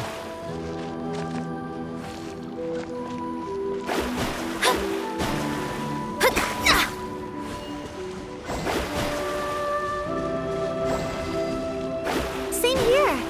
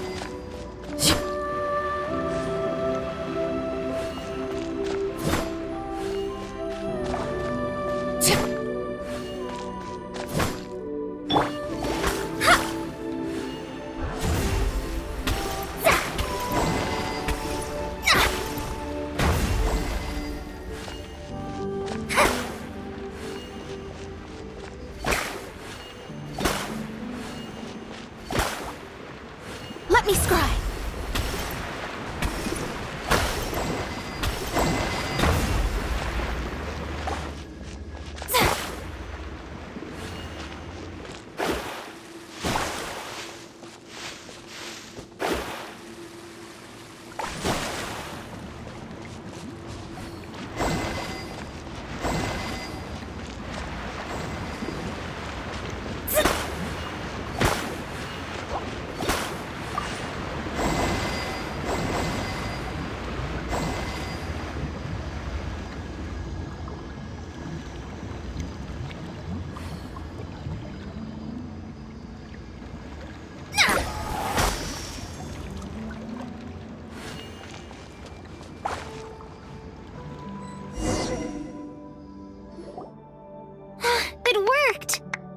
Something just appeared. Some kind of new mechanism, maybe? By solving the puzzles, you prove yourselves worthy of inheriting the secrets of the past. At the end of each puzzle, you're rewarded with With? a key. Oh, it must be the key to the big door. Huh? This is one of the Marechaussee Hunter keys that are passed down from generation to generation. It looks just like the one Master passed down to me. It is said that 4 keys in total are required to form the final, complete key. And it seems like we just collected 3 of them. That must mean... Huh? What's wrong? You hear a few strange noises. Suddenly, all the torches in the ruin go out at once. Huh? What's going on? Did we fall into another trap? For the sake of immersion, please close your eyes, everyone. Without the torches, the space is now completely dark, and you cannot see anything.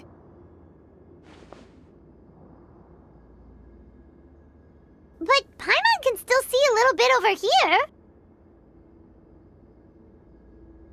Oh, right, sorry. Suddenly, you hear the sound of footsteps pierce through the darkness. There's someone else here? Oh, this is so unsettling. I can't. I've been discovered then. Wait, that voice, it's... You recognize the voice as belonging to the guard who led you to this place. It appears he now covets the treasure for himself and has come to stake his claim. Oh, so this is just part of the script. Then I can probably relax. Well, if we can't see anything, that means we can't fight to the fullest of our abilities.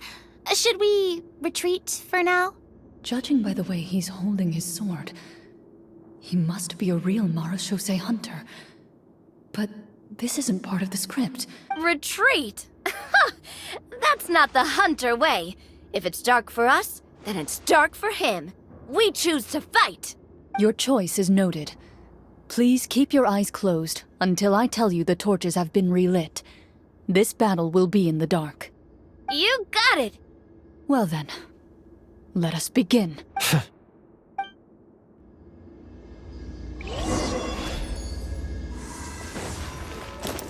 Where evil lurks, shoot on sight! I'd like to try to hit him with my sword.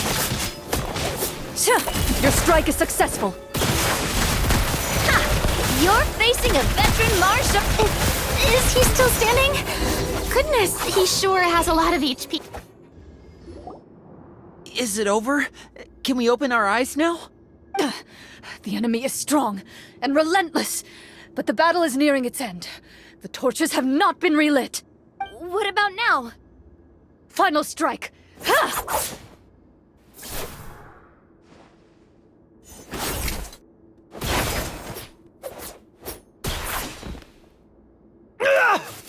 Well, did we get him? Clorinde? Warm fire flickers across the walls once more. Your vision is now clear. In an impressive display of courage, the four of you successfully defeat the uninvited guest. That look in his eyes.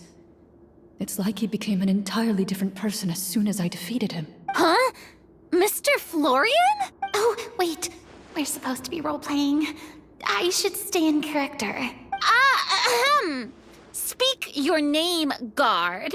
Why did you lead us here just to betray us? Is this treasure really more important to you than bringing peace to the kingdom? What kingdom? What peace? Those were nothing but lies! I, Florian, am a true Marashose hunter, descended from hunters of ages past. So he's also using his real name. Or, wait, was that the name of his character from the very beginning? Then I'm even more confused. If you truly are a Marashose hunter, shouldn't you want to help us just like you said before? Shouldn't we fight together for the sake of the people? What do you know? In this day and age, there's no glory to be had as a Marashose hunter. What's that supposed to mean? My skills were passed down to me by my father. We lived a life of obscurity in the remote wilderness.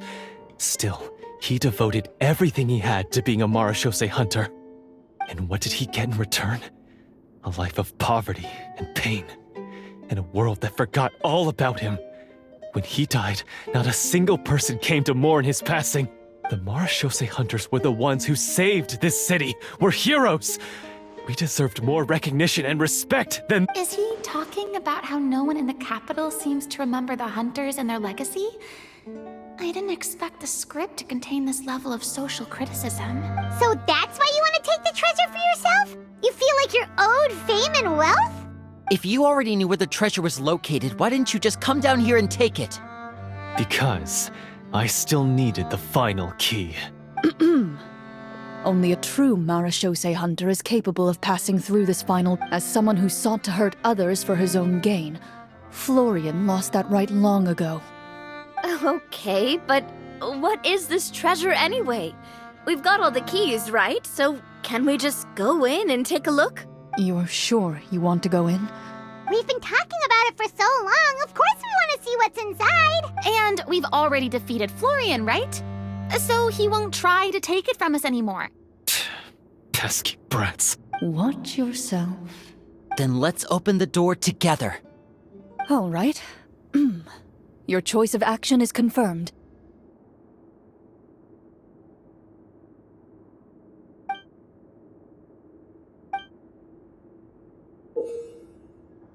Before you, you hear the shrill wail of the door hinge as it rotates for the first time after years of disuse.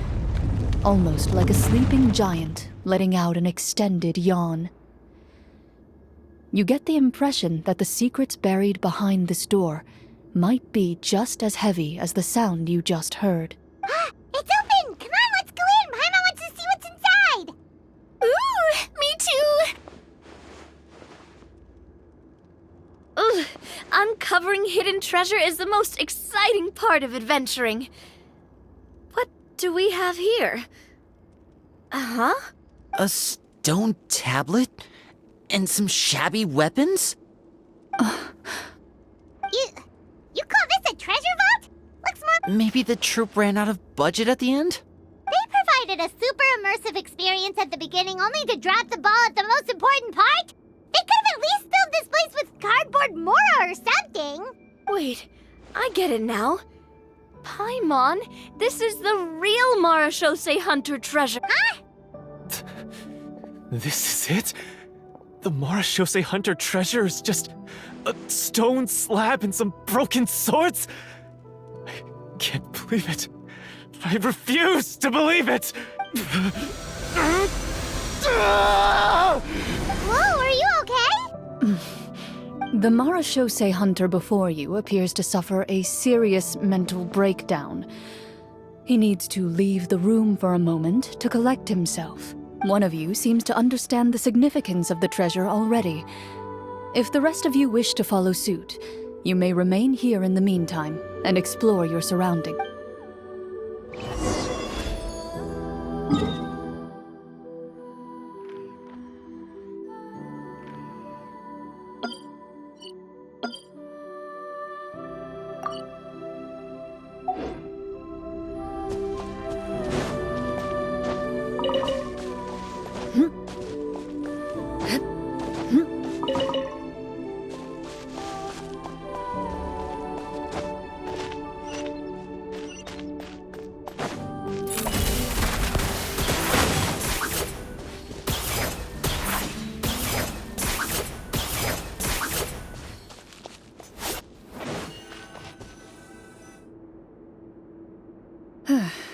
So, how are you doing? Feeling any better? What just happened? Do you remember how you got here? Or what happened to your body just now? I remember now. I brought you here because I wanted to... The explosives in the cave! You mean these? Huh? How did you... I could tell something was off the moment I stepped into this cave, so I kept an eye out. I've already dismantled the whole thing. So the strongest champion duelist in all of Fontaine saved the day once again. Guess I shouldn't be surprised. It would seem your skills as a Marashose hunter are as sharp as ever. I deserve some answers, don't you think? Tell me why you wanted to lure me here. Everything you said earlier sounded like the truth. Luckily, your monologue was dramatic enough to convince my friends you were just role-playing. I don't know. I just always felt like there was something in my heart that didn't belong to me. Something agitated and angry. Who knows? Maybe it was my own anger all along. I could never really tell. The feelings about my father and the other Marashose hunters are real.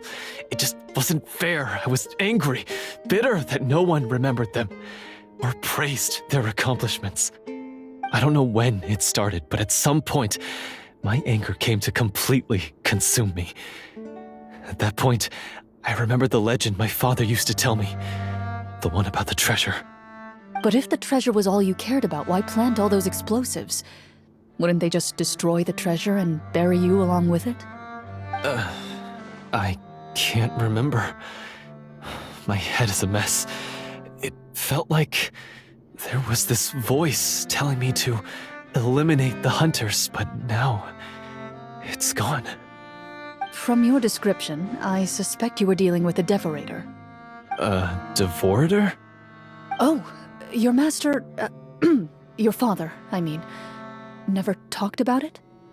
It was a kind of monster that was active several centuries ago. No, I've heard of it. I'm just not sure why you suddenly... Wait, it can't be. The seal!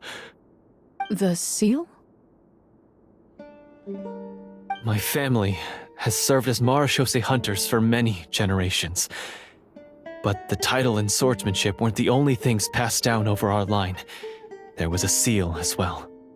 My father instructed me to always watch over that seal and maintain it regularly. He said it had been passed down over a truly ancient age, and protecting it was our clan's most important duty.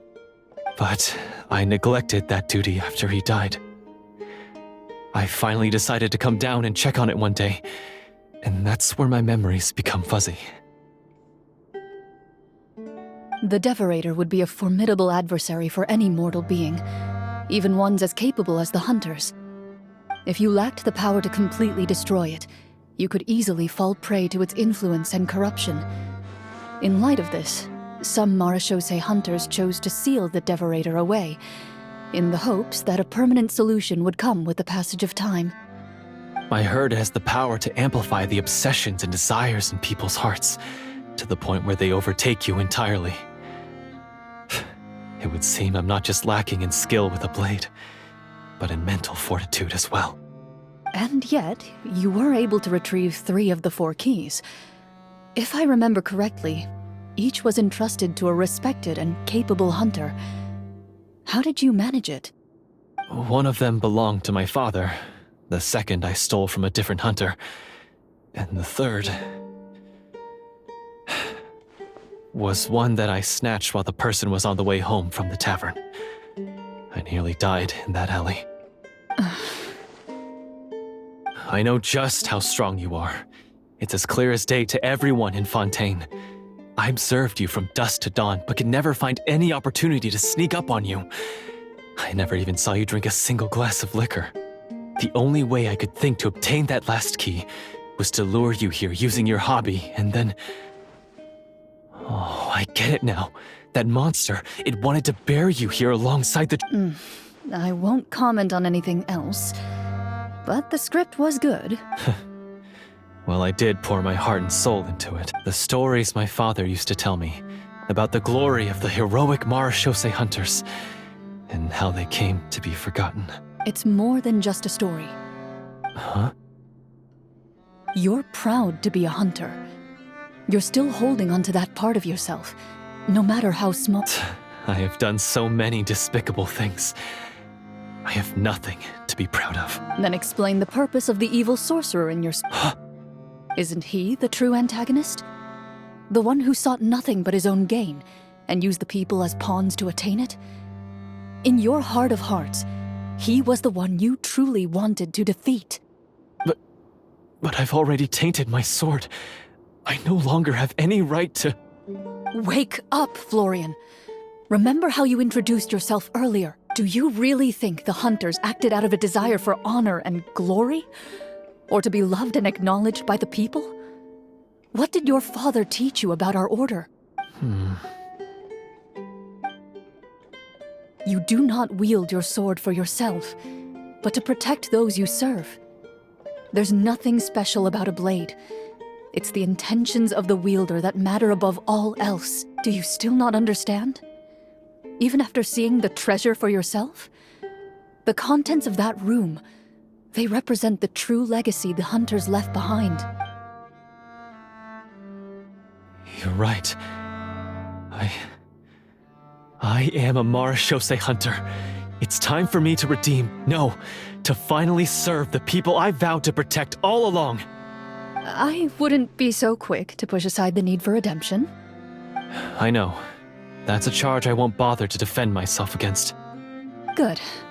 Then, come with me, and help me see the script through to the end. Huh?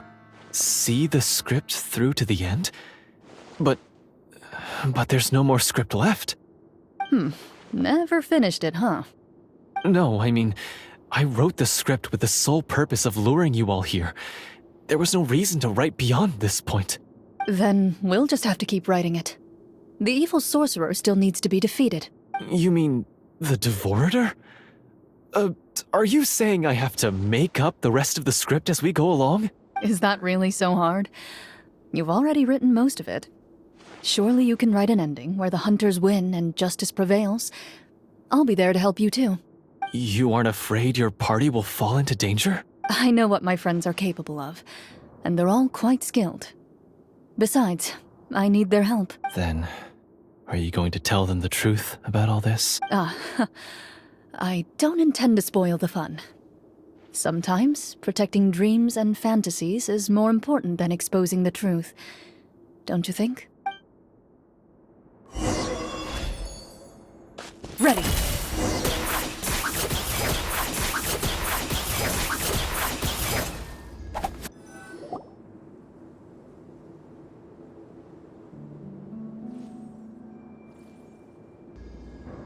They're back! That took a while. Ahem! My fellow Marashose hunters, please forgive me, for I have sinned. Tone it down. Sorry. After crossing swords with you and witnessing your courage in battle, I've rediscovered my true self and regained my pride as a Marashose hunter. Oh, do I smell a redemption arc? I confess, I was brainwashed by the evil sorcerer. He asked me to lure you here so he could bury you in this cave. That little... Wait, you're saying all of that wasn't you, but the evil sorcerer? That's right. He's adept at manipulating the hearts and minds of the people. I fell under his influence because I did not possess a strong enough sense of will. Huh. And how are you going to prove that you're a changed man? We're not going to fall for the same trap twice. To be perfectly honest, I only came to my senses after seeing the treasure. It reminded me of my father's past teachings. The treasure was actually... The names of all the Marashose hunters from ages past and their weapons? Wait, you already know? Of course.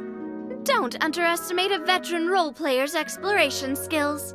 Oh, wait. We just finished reading through the content of the stone tablet.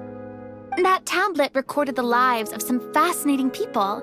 For example, this Marashose hunter called Est. She inherited the responsibilities of the Golden Hunter and passed judgment on many people.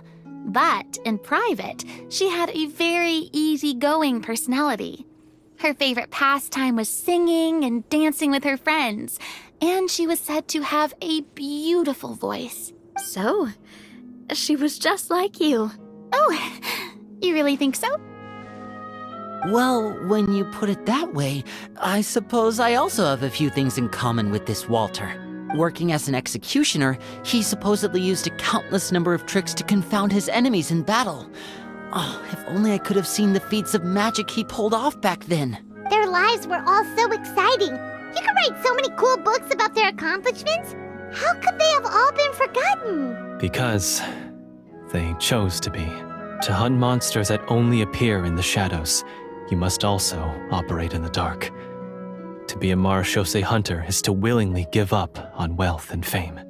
Then this stone tablet must have been left behind by their companions. That's right. Few Marashose hunters ever revealed their identity to the public. They always protected the city from the shadows. The only time they spoke of their accomplishments would be at night, when they gathered with their fellow hunters in front of the bonfire to share stories of the monsters slain by their hand. So, this tablet was created not so that the hunters would be remembered by the people, but so that they would be remembered by each other.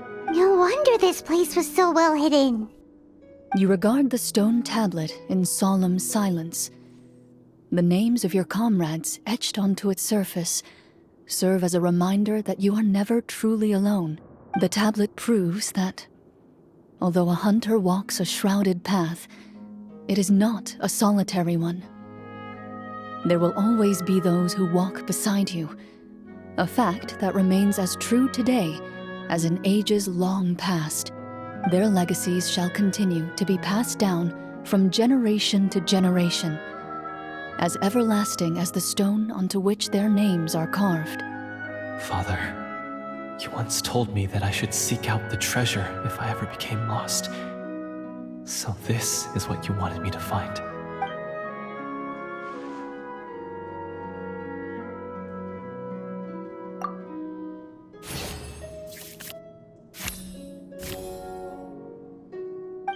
His eyes are sincere, and his words ring true.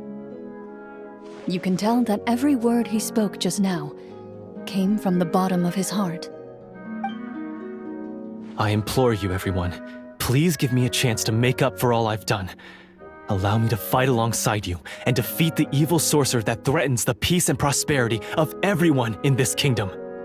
Well, I say we let you join. Sounds good to me too. Everyone makes mistakes. What matters is what you do to make up for them. I have no objections, but Mr. Florian, do you even know how to defeat the evil sorcerer? When he took over my mind, I gained some insight into his thoughts. Every time I thought of the treasure, he reacted with a strong sense of fear. Huh? He's afraid of the treasure? But there's nothing here except some broken weapons and the stone tablet. What if the secret's hidden inside these weapons? GM, permission to investigate.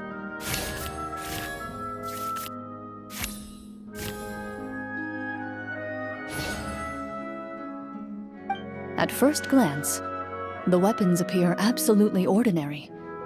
But as you observe them, you notice a faint energy emanating from within. These blades have slain countless monsters.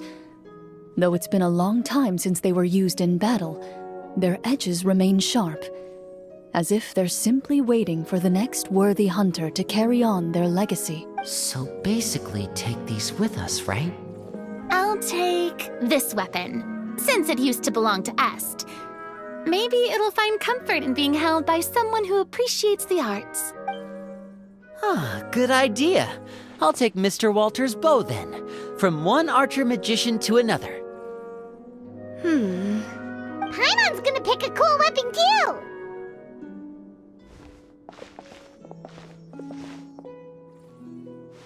As you grip your weapons, you can almost feel the will of past hunters coursing through your being.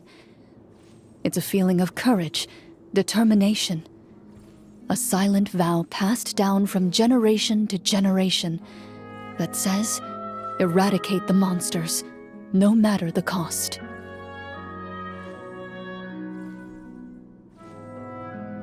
Mr. Florian, do you know where to find the evil sorcerer? I was able to see his surroundings when our minds were connected. I believe he's currently hiding out at the church in the kingdom. We must be extremely careful. He's spent so long living among monsters that he's now taken the form of one. He will not be easily defeated. Then why don't we explore some more and try to find some higher level gear? We don't want to just fight him and lose, right? No, we have to strike now. He was greatly weakened when I managed to break out of his control. If we let him rest, he might have time to escape. I agree with Mr. Florian. We've got to act while we have the advantage. Don't forget, the people of the capital are counting on us. Yeah, now that we've got a plan, there's no point in waiting. The longer this drags on, the worse it will be for everybody. Yes, that's what's called... Yes, that's exactly right. Alright, you've persuaded Paimon. Mr. Florian, please, lead the way. Of course. Follow me. He had to set up so many scenes today, and now he has to join in for this last part. I really don't envy his job. Finally, you decide to slay the evil sorcerer and bring peace back to the kingdom once and for... As you walk away, you feel the gaze of the stone tablet at your back, as if all...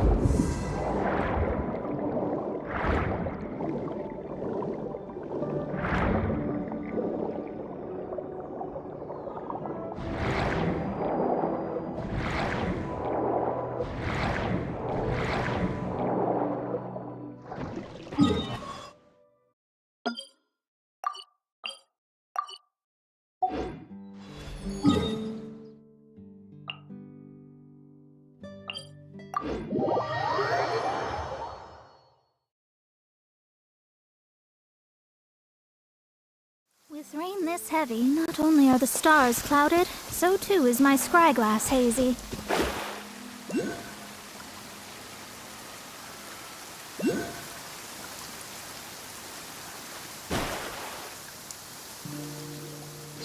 Finally, you arrive at the church Florian described. As you approach, an ominous aura surrounds you. You get the sense that your enemy is close at hand. How strange. This uneasy feeling seems so real. How did they manage that? Now, it is time for the final battle. Let's go!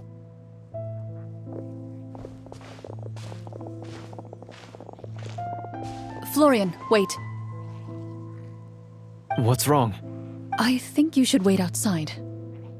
You've already been corrupted by the Devorator once. It could easily re-enter your mind and take control of your body. I don't think it's a good idea for you to be this close. If it corrupts you again, it's possible you might take on a new form in time. That's exactly why I have to go. Why I should be at the very front. Yes. I intend to lure it into my body. That's too risky. If things get out of hand, I might have to kill you. Do you understand how dangerous this is? I understand, but if I do this, you'll have a clear and visible target. The Devorator will have a hard time passing up a chance to enter a body it knows how to control. You won't have to worry about any of your friends being taken over. You're not like me, Miss Clorinde. You're a just and powerful Marechaussee hunter. The monster broke free due to my error. It's only right that I shoulder the responsibility for its destruction. This is something that I have to do. Consider it a duel to restore my honor. My only request is that you give it your all. Then, as a champion duelist, I hereby accept your request for a duel, and extend to you my most sincere regards. The battle is now upon us. Let the Devorator once again tremble under the blade of the Marechaussee hunters.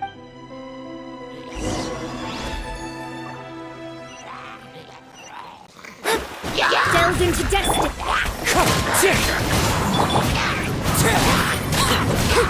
Overruled!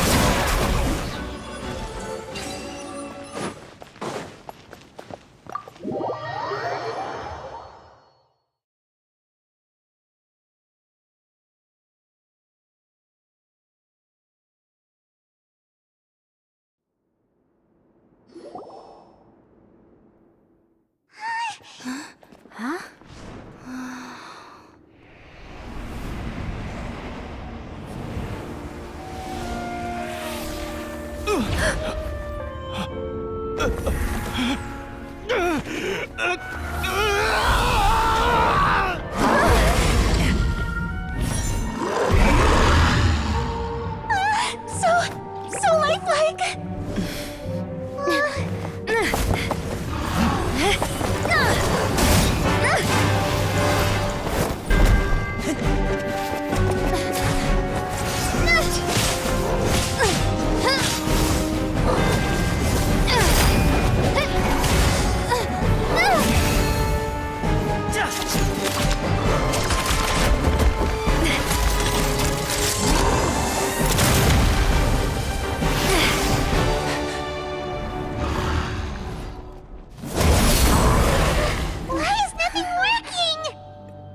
This foe is not invincible. You hold the treasure. The power to defeat it in your own two hands. The treasure? You mean... the names! It's the Marechaussee hunters' names! How are we supposed to... You forget, Paimon? There's still one skill we saved until the very end. Hunters fight not for fame, but to aid the people whenever they are summoned. Walter the Marechaussee Hunter, master of 1,000 tricks, executioner of the Phantom Hunters, I call for aid! Est, the Marechaussee Hunter, inheritor of Cassiodor's will, judge of the Shadow Hunters. Answer my call!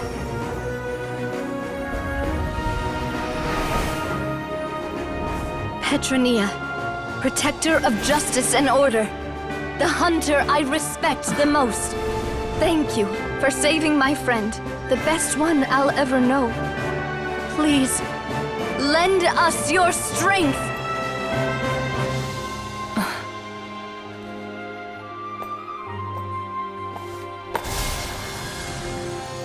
We have come to answer your summons.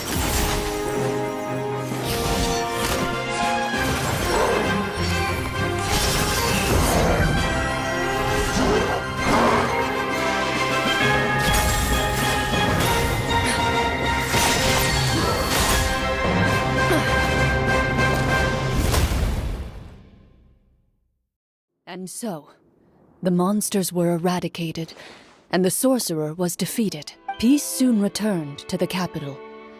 Those in the court, manipulated by the sorcerer, also recognized the errors of their ways. Some remembered the names of the heroes who saved their kingdom, but others simply continued their lives none the wiser. Such is the story of the Marachose Hunters. They pursue the phantoms in the darkness and exterminate all who pose a threat. They will always protect the city and those within it, even should all memory of their accomplishments be forgotten. I am assuming we've finally reached the end of the script. Yes, you've reached one of the better endings. It's a pretty solid story overall. I thought it was just an ordinary adventure at first, but the further we got into it, the more impressed I became with the production and the plot. That final battle especially. All the effects were super realistic. Oh, right. Yeah, totally. That's a really good point. I never expected the weapons we picked up from that vault would have that kind of effect. Yeah, mine nearly scared the daylights out of me when it started glowing. I took a good look at it after we got out, but I don't think it ever lit up again. Oh, we should probably give these props back, right? I'll just leave mine here. Did you have a good time? Of course.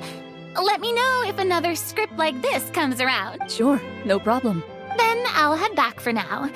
I think I need some time to fully digest everything that just... Once Mr. Florian is awake, please pass on my regards to him. He must be extremely exhausted to have passed out cold like that. You're right. He's had a lot to deal with. Well, see you all some other time. Toodaloo!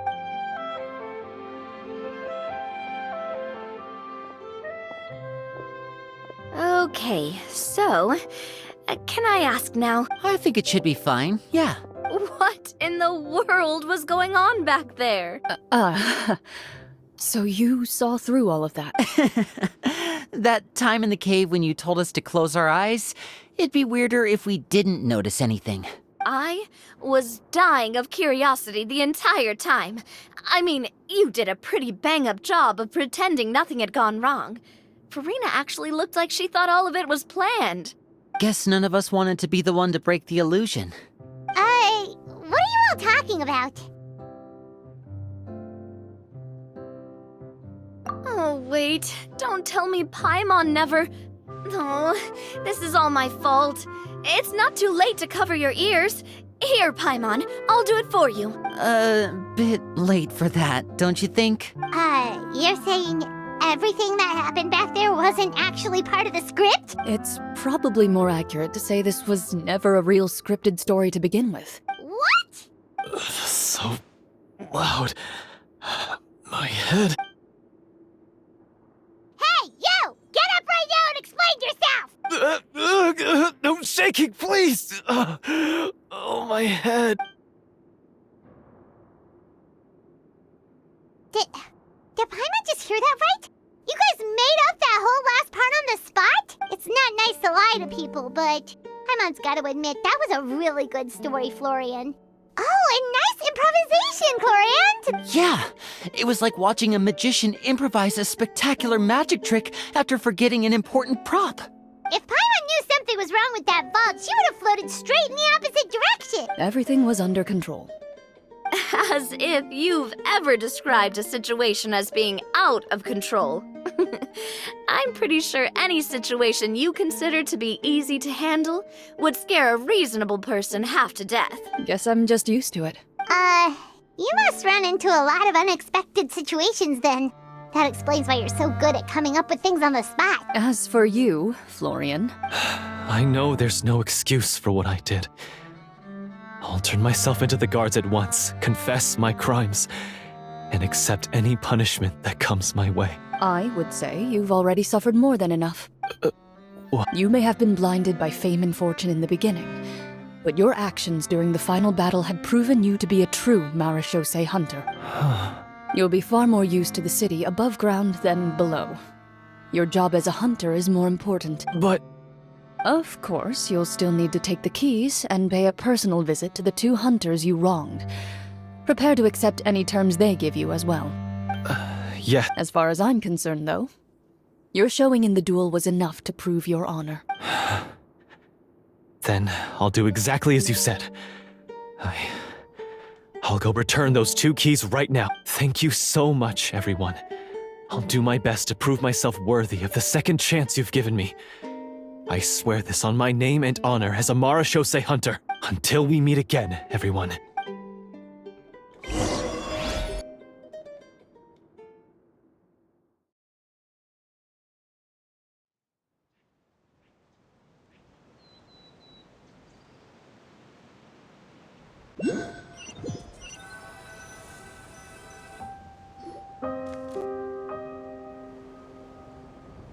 Speaking of Marechaussee hunters, what should we do about the treasure in that cave?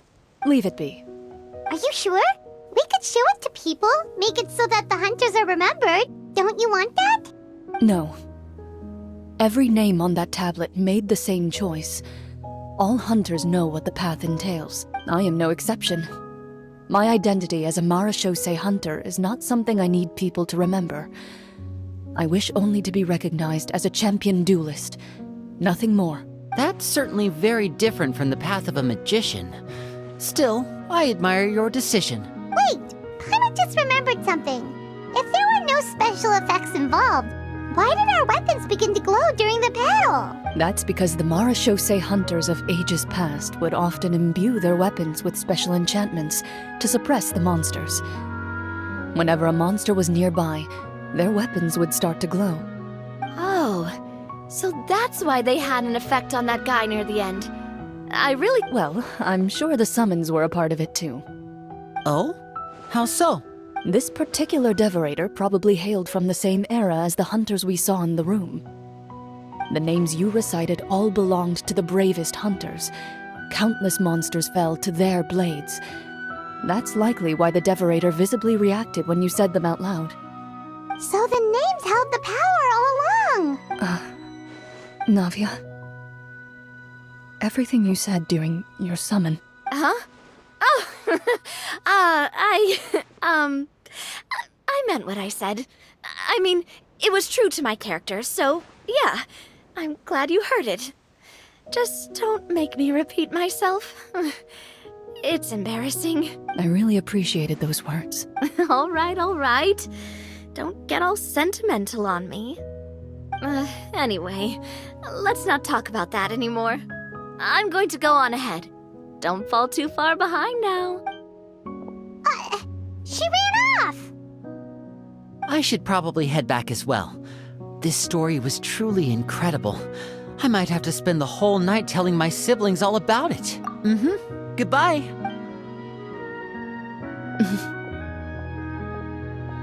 Traveler, should your name and deeds be forgotten, what do you think the significance of your journey will be? I suppose the significance would be the journey itself and the world we helped create. There's still value in the time I shared with everyone here, in the things we were able to accomplish, even if no one remembers them. A great answer. I'll remember it. Me? The Marechaussee hunter says nothing in response to that question. Perhaps her answer lies in her silence. An unspoken vow left to echo through the night. The path she walks needs no explanation.